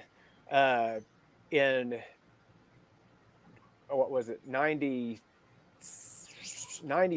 I think. I went out to a pro wrestling school called Slammer's Wrestling Gym in California, just to see what it was like. I found them in a wrestling magazine. There wasn't a lot of wrestling schools back in the day, just to kind of get a taste of what it's like to get into a ring. And That's why my name's Slammer. They took an interest in me, and that's kind of like my honor them for, caring. And then basically in 97, I hooked up with a guy named Dan Burdick. He used to wrestle under the name The Professional, and he lived here close to me. And I went to a few shows with them, and then he moved to Minnesota. And he's like, if you want to come to Minnesota, I can train you. I went up there for a couple weeks, and I came back home, and I was like, I'm just, not going to worry about it. And then a guy named Chris Epps, LA Cash, that ring a bell to any of you guys? Yes, sir. I live in Farmington now. I lived in Park Hills, same place, basically, 2 towns. Anyway, he opened a gym up in Farmington called Iron Horse Gym, and he had a ring. And I got a membership there. We messed around in the ring. But that was basically it. I'd go in and work out, then work out in the ring for just a little bit. I mean, it wasn't like anything major or anything. And he ended up moving away. And then pretty much after that, that was like 2002-ish. So 2003, I started working at UPS, and I was working there part-time and working a full-time job. And pretty much UPS is a full-time job and a part-time job altogether because of all the hours we work. But anyway, fast forward, to 2017, a guy in Potosi opened a wrestling school up, and he found me. He had seen me on Facebook. He had seen like pictures of me and Hulk Hogan. He just wondered if I was a fan or if I wrestled. I was like, well, I'd like to get back into it and really learn how to do it. So anyway, I went over there until I think we did that for a good year. I mean, it wasn't like a sanctioned wrestling organization. I mean, we put on some shows like in Potosi for we'd get like 70 people in to watch us do some stuff. And then when that went away, I got into, I did a couple seminars. I went to a Cape Championship Wrestling show, and then they had a seminar with Jerry Lynn. Mm-hmm. And I went and did that. And then they started a training program. So since 2018, I go down to Cape once a month, and we set the ring up, we bump around. And I did that for a full year before they put me in any matches. And now I'm just pretty much a staple there. And then last year got in with New Breed, and I've went down to Revolutionary Wrestling in Arkansas some, and up in St. Louis at MMWA, I've been getting in some matches there. So, and speaking of MMWA, that's where I met you at a show in Arnold, and then I saw you again this past weekend at the historic South Broadway Athletic Club. You've had some good matches at MMWA. I believe the first match I ever saw you at MMWA was against Cayman. And Cayman said something about your new wrestling boots, that he said he hopes it comes with a box so he can bury you in. So what are your thoughts on Cayman? Well, me and Cayman have some unfinished business because you were at the Arnold show. That was my debut match for MWA back in Arnold. I think I was back in August, I guess. Mm-hmm. And, I thought me and Cayman were friends, but as you've seen in the match, right about the time I was going for my leg drop, about to beat him, he spit in my face, and I don't know how the referee didn't see it, and he rolled me up and beat me. And I had another match against him and Frodo, and I was teaming with Keith Smith Jr., and he had somebody interfere in the match, and he took off, left me by myself, and Cayman and Frodo took advantage of me by myself and beat me again. So pretty much I got a little unsettled business with Cayman, and we also know he likes coffins and coffin matches, and I think he might be hinting around to something. And if maybe there's a Slammer's Gravest Challenge coming up in the near future. Maybe he'd look good after the big boot putting him in the coffin. And recently you had a time limit draw with CJ Shine at MWA. What do you think of CJ? I think CJ is awesome. His energy, it's his energy, isn't it? It is. He's fun to wrestle. He's awesome to be in there with. I look back on those matches, and I'd say the first, actually, he was my first match at the Broadway Club, and that was on my bucket list. I've always wanted to wrestle at the South Broadway Athletic Club, and that was my first match was with him. We wrestled a time limit draw, and I don't know, he brought something out in me that I didn't know that I had. How great was the crowd this past Saturday night? Oh my God! I mean, honestly, they were loud from the very beginning. They don't stop. It's amazing, and it's just unreal atmosphere there. Lucas wrestled at the historic South, and I always feel like I have to say historic South Broadway Athletic Club. The beautiful historic, because it is. It doesn't feel right to not say it, but. The energy there this past week with Trust winning, and I mean, you were just there as a fan, but you could probably feel that energy in that building. I mean, how over is Moondog Rover? I mean, honestly, oh my gosh, I think he's by far the most popular guy there, and hands down. And how hated is Ricky Cruz and the Butcher? And you know what? I heard a lot of people say that he sucked. Yeah, I believe that chant. I think he said that he didn't, but I think everybody else was saying that he did. I'm not gonna lie, I may have started that chant. Don't kick me, Ricky. Don't kick me. So, Luke, I'm gonna turn it over to you because I know you got a couple of questions for our great second hour guest Slammer, who is the PopCon champion and he's Slammer 2 belts. Slammer 2 belts. Slammer 2 belts. Well, I'm right here. Before you get too far away here, I got to ask you a question. You've been around me for many, many years. Do you think which Chris I are you got talking one of to? those great Slammer headbands, much like he's wearing right now? Do you think that Slammer and I could be twins? No, because he's got blonde hair and he's in shape, and he's and he can wrestle. So I think he would take you in a fight. I mean, he beat Wyatt Trush recently too. So that is true. And I got to tell you right now, Chris, it's one of those I get tired walking up the stairs. So getting in a ring, like I said, my best years inside the squared circle are well beyond me. But Slammer, I got to ask you, and I want to go ahead and bring up the gentleman had sent us a question here. One of our good friends, Stephanie Mayo, and Hoss, if you could bring that back up. You've been all around the greater Midwestern area. Who's been your toughest opponent so far? Oh gosh, Baracus. Oh God, that'd be a challenge. I've wrestled him like 3 times, and yeah, for sure him.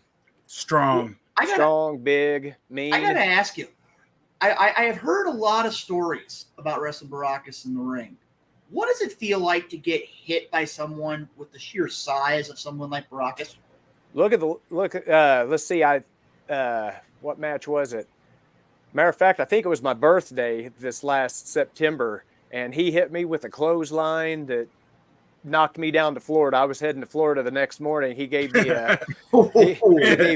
he gave me a good jump start.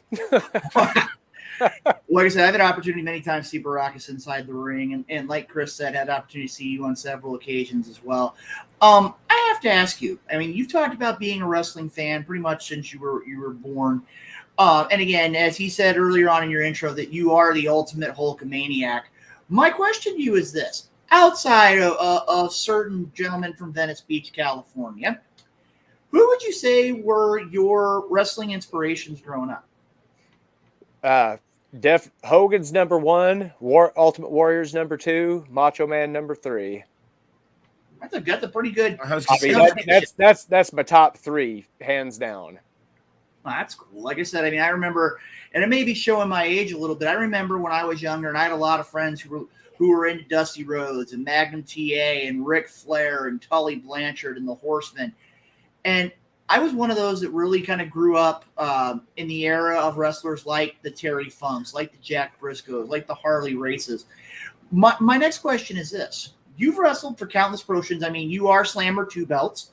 And my question is, if you had the opportunity to wrestle anybody, I'm not just talking in your current career, but anybody in the history of professional wrestling. Oh, my gosh. Who would you wrestle and why? Hulk Hogan. obviously. No, I figured that. We're going to see people throwing some comments out here. Gorilla Monsoon. Other than Hogan, who would be your next one? I mean, how cool would it have been to wrestle the Macho Man? Think about this a minute. Slammer versus the Macho Man, or the Slammer versus Hulk Hogan at WrestleMania. Oh gosh, that would be awesome. Well, one thing I got to throw out here, Slammer, and I've had an opportunity to see a lot of things. You keep yourself in very good shape, not just for being in the ring, but you keep yourself in great shape anyway. Can you share with the listeners of the Wrestle Talk podcast what it takes to maintain your in-ring conditioning? Just dedication, willpower. When I set my mind to doing something, that's just what I do. It's just, lifting weights and stuff like that. That's just always been my thing. And I guess that'd probably be my best answer. Just dedication, and you just got to want it, man. Just like Ico Pro, you got to want it. Wow. I got it. Chris, wow. We just had and somewhere here I have an Ico Pro can because I used to have some Ico Pro. Wow. I heard, and Chris, you may have read this too. I actually, hold on a minute here. I'm actually going to go back here and go back. Yeah, I do have it. Former guest of the show, Al Snow. And again, his documentary, his biography, Self-Help with Al Snow. He was talking about, I believe he was telling a story about Marty Jannetty and Ico Pro and, be honest with you, real bad gas because it sat for years. I mean, that's one of those where I'm like, I got to take a minute back because Ico Pro, like you said, you've got to want it. Nowadays, everybody wants it for the collector's value. So, but like I said, right now you are the New Breed Wrestling PopCon champion and the television champion. Can you explain how you became the PopCon champion? Because that's one of those championships that is not necessarily a traditional championship. I mean, I know Dynamo Pro Wrestling, my home promotion, has the Riot on the River Championship. Mm-hmm. And there are others like the Bruiser Brody Memorial Cup in SICW. Can you explain how you becoming the PopCon champion came into existence? Yeah, the PopCon championship is basically a championship for the kids. A hero to look up to, which is somebody that I think that I am. So yeah, Suplex Cyclone Kurt Gannon, he was the champion, I think, for 2 years. And talk about someone else that can throw you around and you know what? It was real hard for me to say between him and Baracus for the toughest opponent, because I swore I would never take a German suplex, and I've wrestled Suplex Cyclone 3 times now, and I've probably taken 30 of those things from him, but I beat him every time. I'm undefeated against him. I'm undefeated at New Breed, by the way. That's impressive. Awesome. I mean, again, as you said, Slammer 2 belts. And I've won 2 Battle Royals. You know what I think we should probably put out here in a hashtag with him holding 2 belts right now? Slammer, hashtag Slammer for New Breed champion. Woo! Derek Teeter's the champion right now. Me and him wrestled a time limit draw. Nothing. Is it nothing neater, Derek Teeter? Nothing neater, Derek Teeter. Good friend. He's a good guy. And though. I also know that you worked on same shows as Curtis Wilde, a former guest of ours. Yeah, as well. he was just at the last show. So, and he's been on several, but yeah, he was back last month. I can't remember the date. Yeah. Hey, Chris, real quick, it's already on the social media. Can you pop that up here, Ross? The Wrestle Talk podcast is we're gonna make Slammer for New Breed champion right there.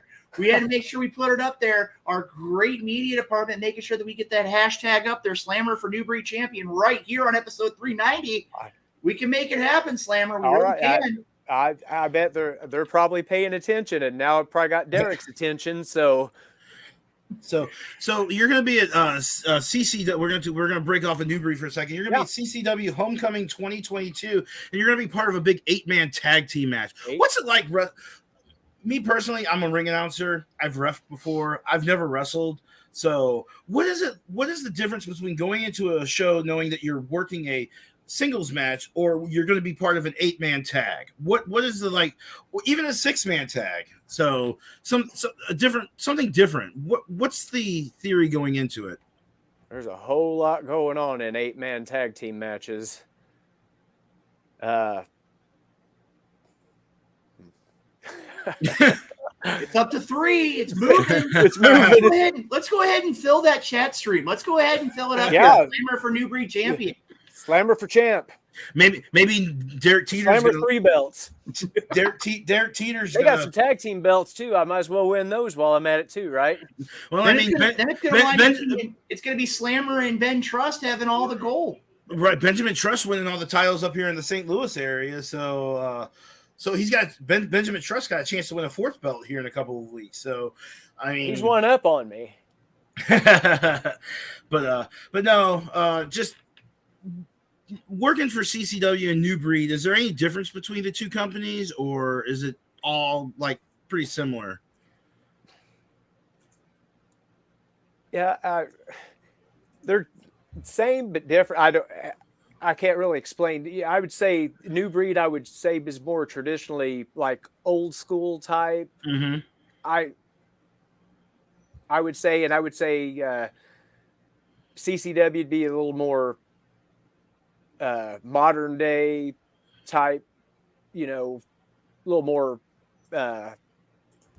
flips, dives, and such.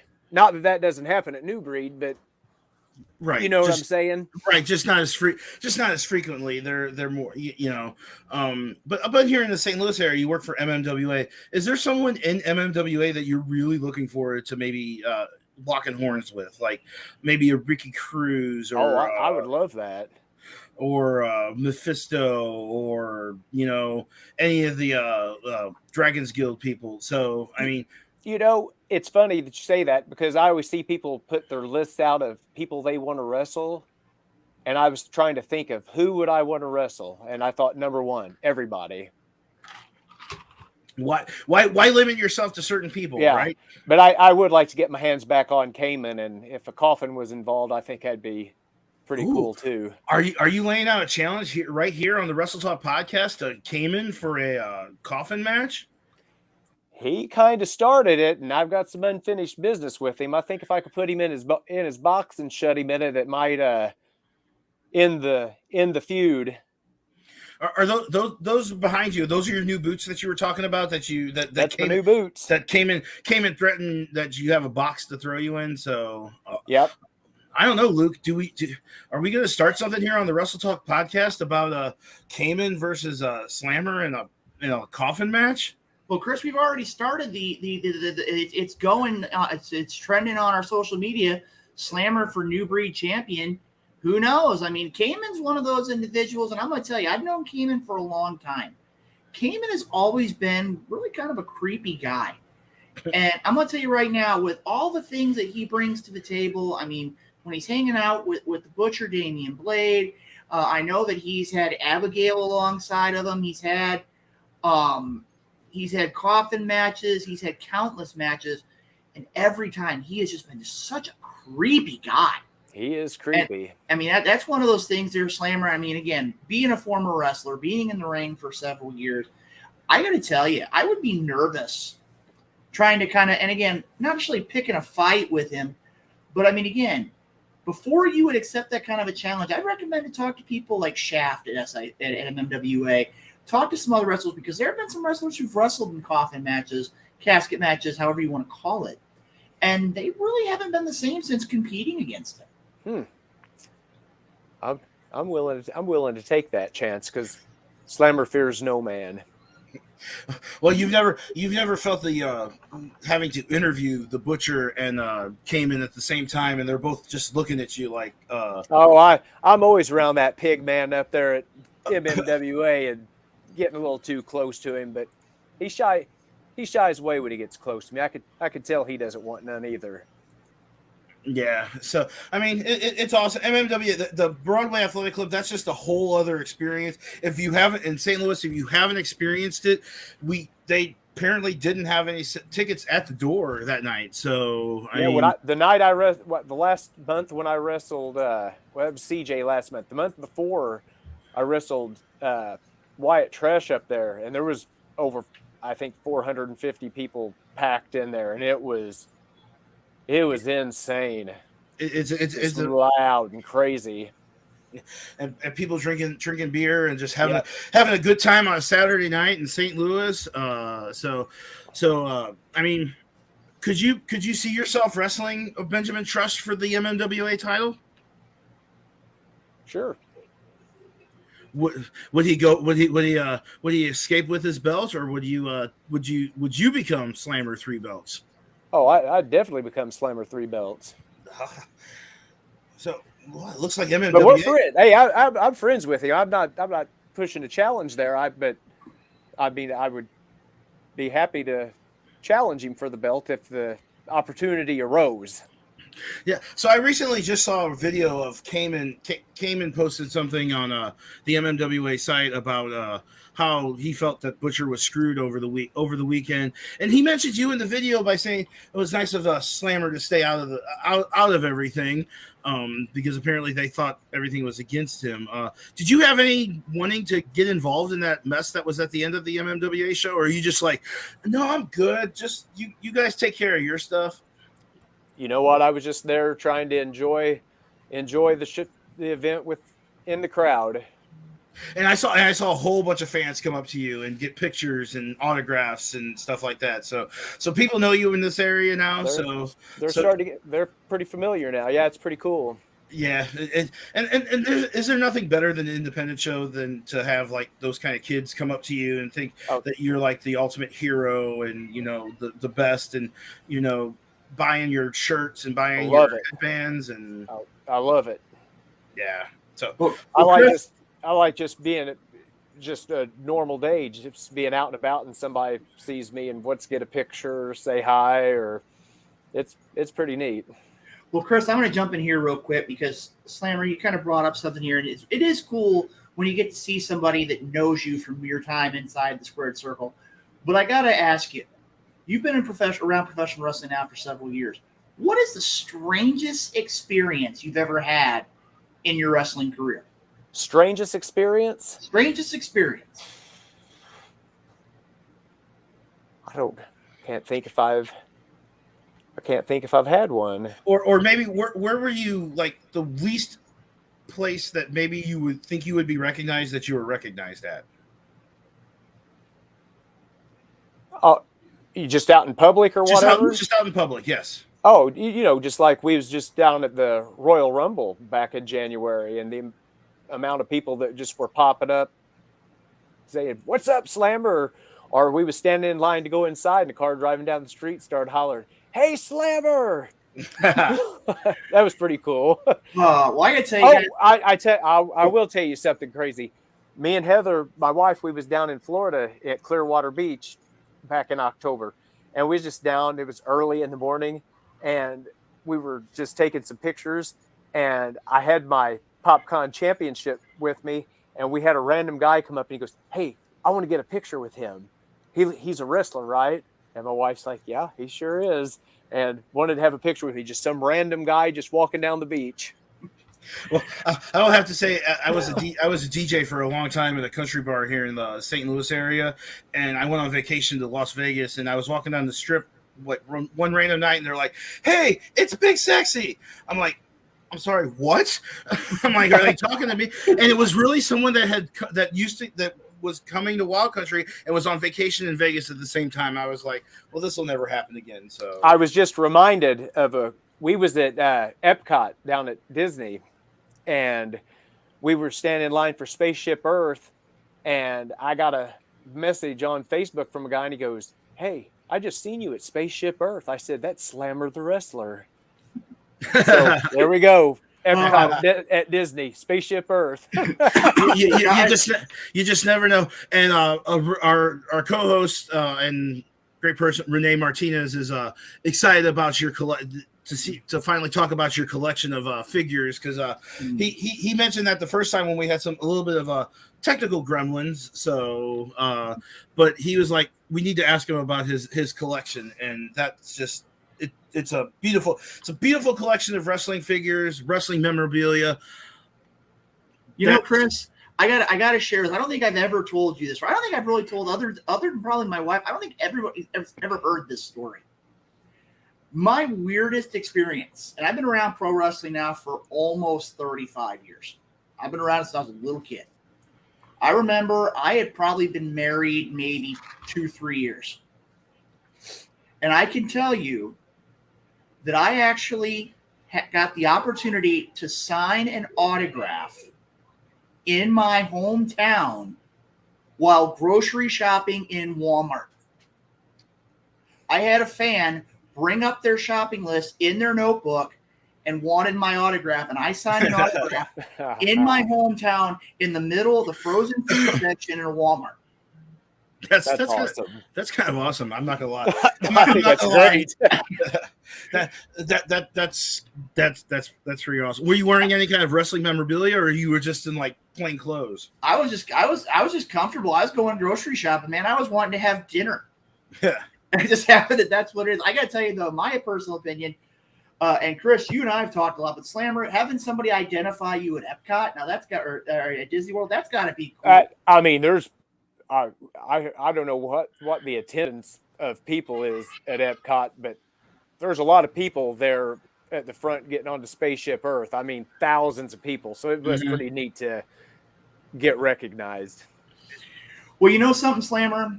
You have been a great guest. I said this opportunity to have you on the second time here on the Wrestle Talk podcast and seeing a good amount of the Slammer collection. But I got to tell you right now, tonight, since we've got all the technology squared away, I'm going to let you in on a little secret. Since the last time you were on the program, there are certain hosts who are on this program right now, and they're not named Luke Roberts, and they're not named Hardcore Hoss, who feels as though they are a wealth of wrestling information. And they've did Luke told me He froze. I know more about professional wrestling trivia than you do. Okay. So tell you what, tonight, if you be willing, Slammer, and I'm going to go ahead and throw it out here because he doesn't realize what's going on just yet. Tonight, right here on the Wrestle Talk podcast, we're going to have this week's installment of the Wrestle Talk Podcast Game Show Challenge between Slammer and our own big sexy Chris Rodell. Oh, I'll take you. Let's go. Let's go. This will be the only. Hold up a second. Hoss, tell me we got that. Tell me we got that. This will be the only competition that we ever have together because I'm like a fat, unathletic guy. So. All right. Well, ladies and gentlemen, it sounds like Big Sexy's ready. It sounds like Slammer's ready. Hoss, let's go ahead and hit the music for tonight's installment of the Wrestle Talk Podcast Game Show Challenge.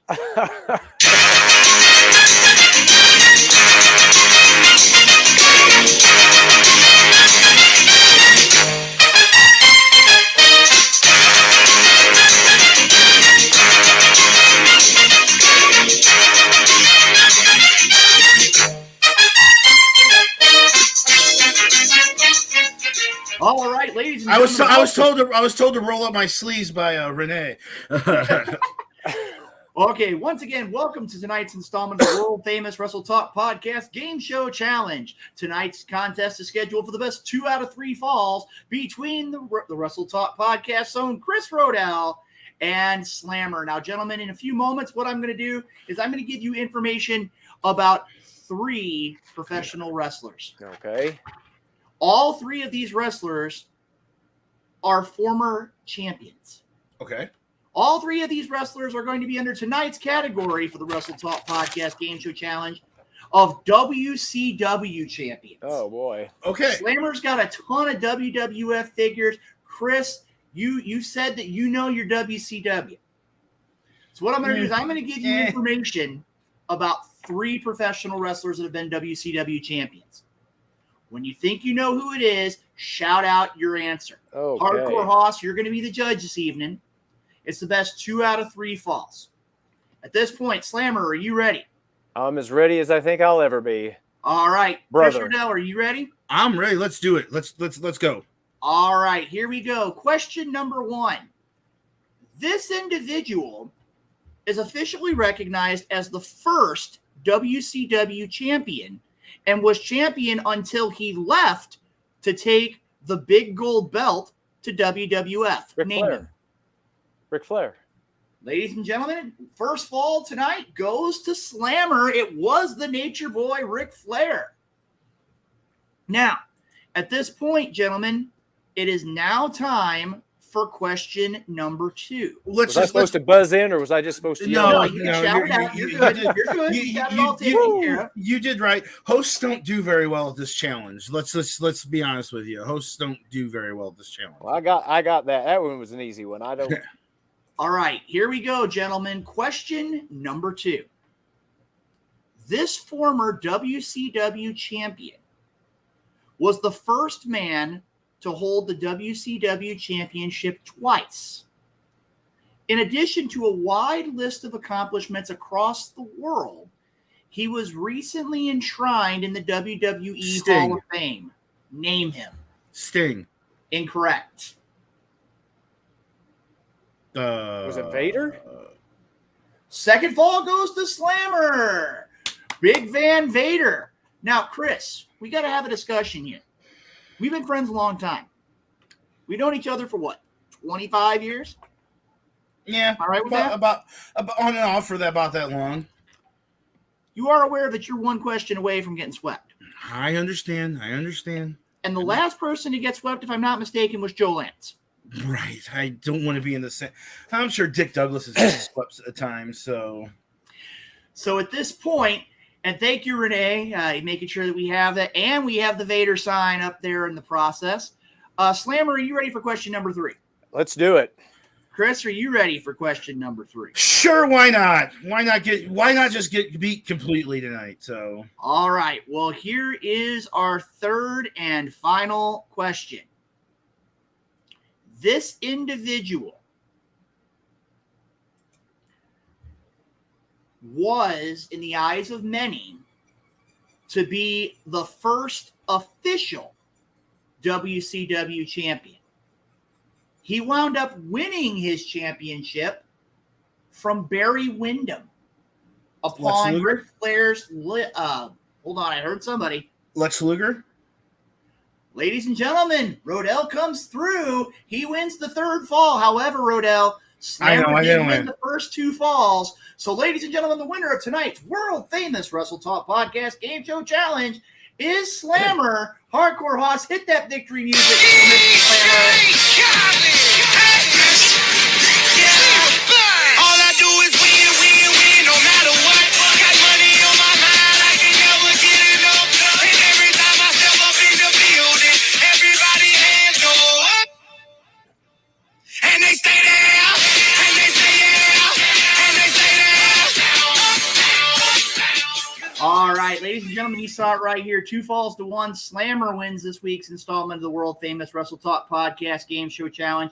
Slammer, I got to tell you, as I was talking to Chris earlier, I was talking to Hoss, I was talking to Renee, tonight was a great night. And I got to ask you, how do you keep your energy, man? You are always going 100 miles an hour. I can tell you, how do you keep it going, man?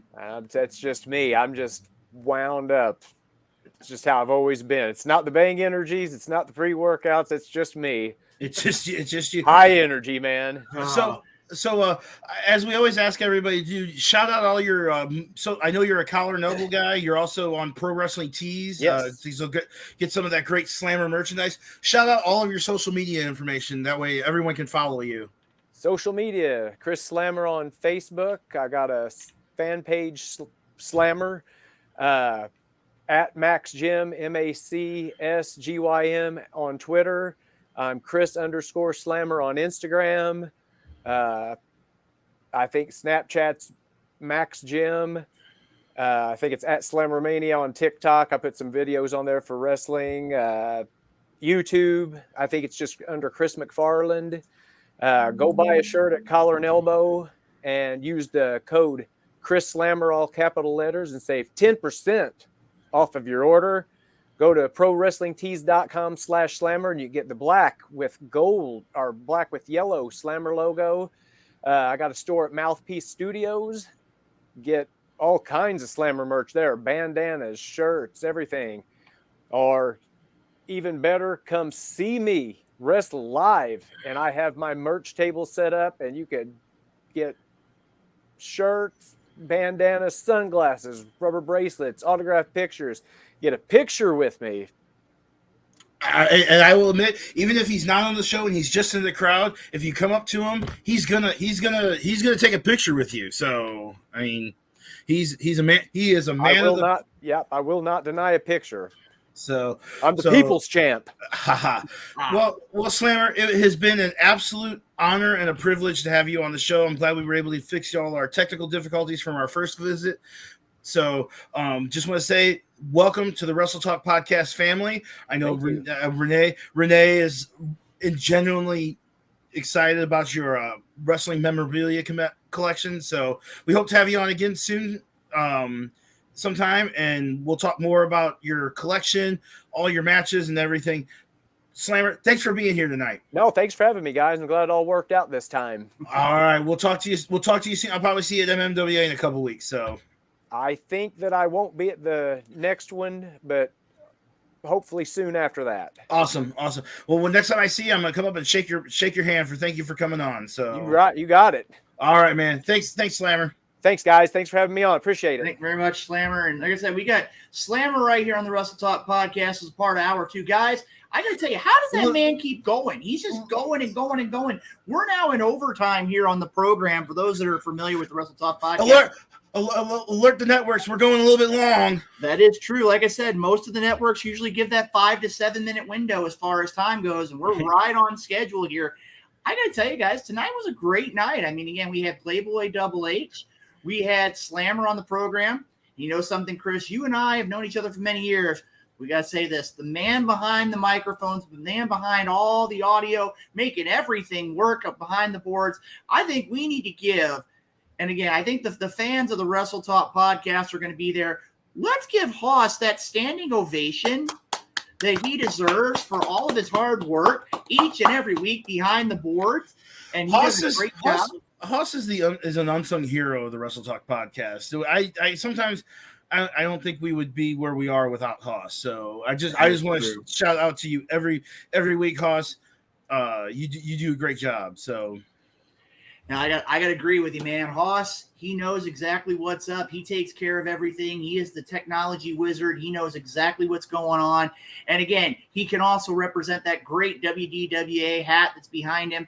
And again, it's always an honor and a privilege to be here. Guys, I got to tell you, tonight was great. And again, I want to remind everybody, if you have an opportunity, you're in the St. Louis area, Sunday, May 1st is going to be the 2022 Midwest Independent Wrestling Hall of Fame induction ceremony. Doors open at noon. The potluck is at 1. The ceremonies are at 2.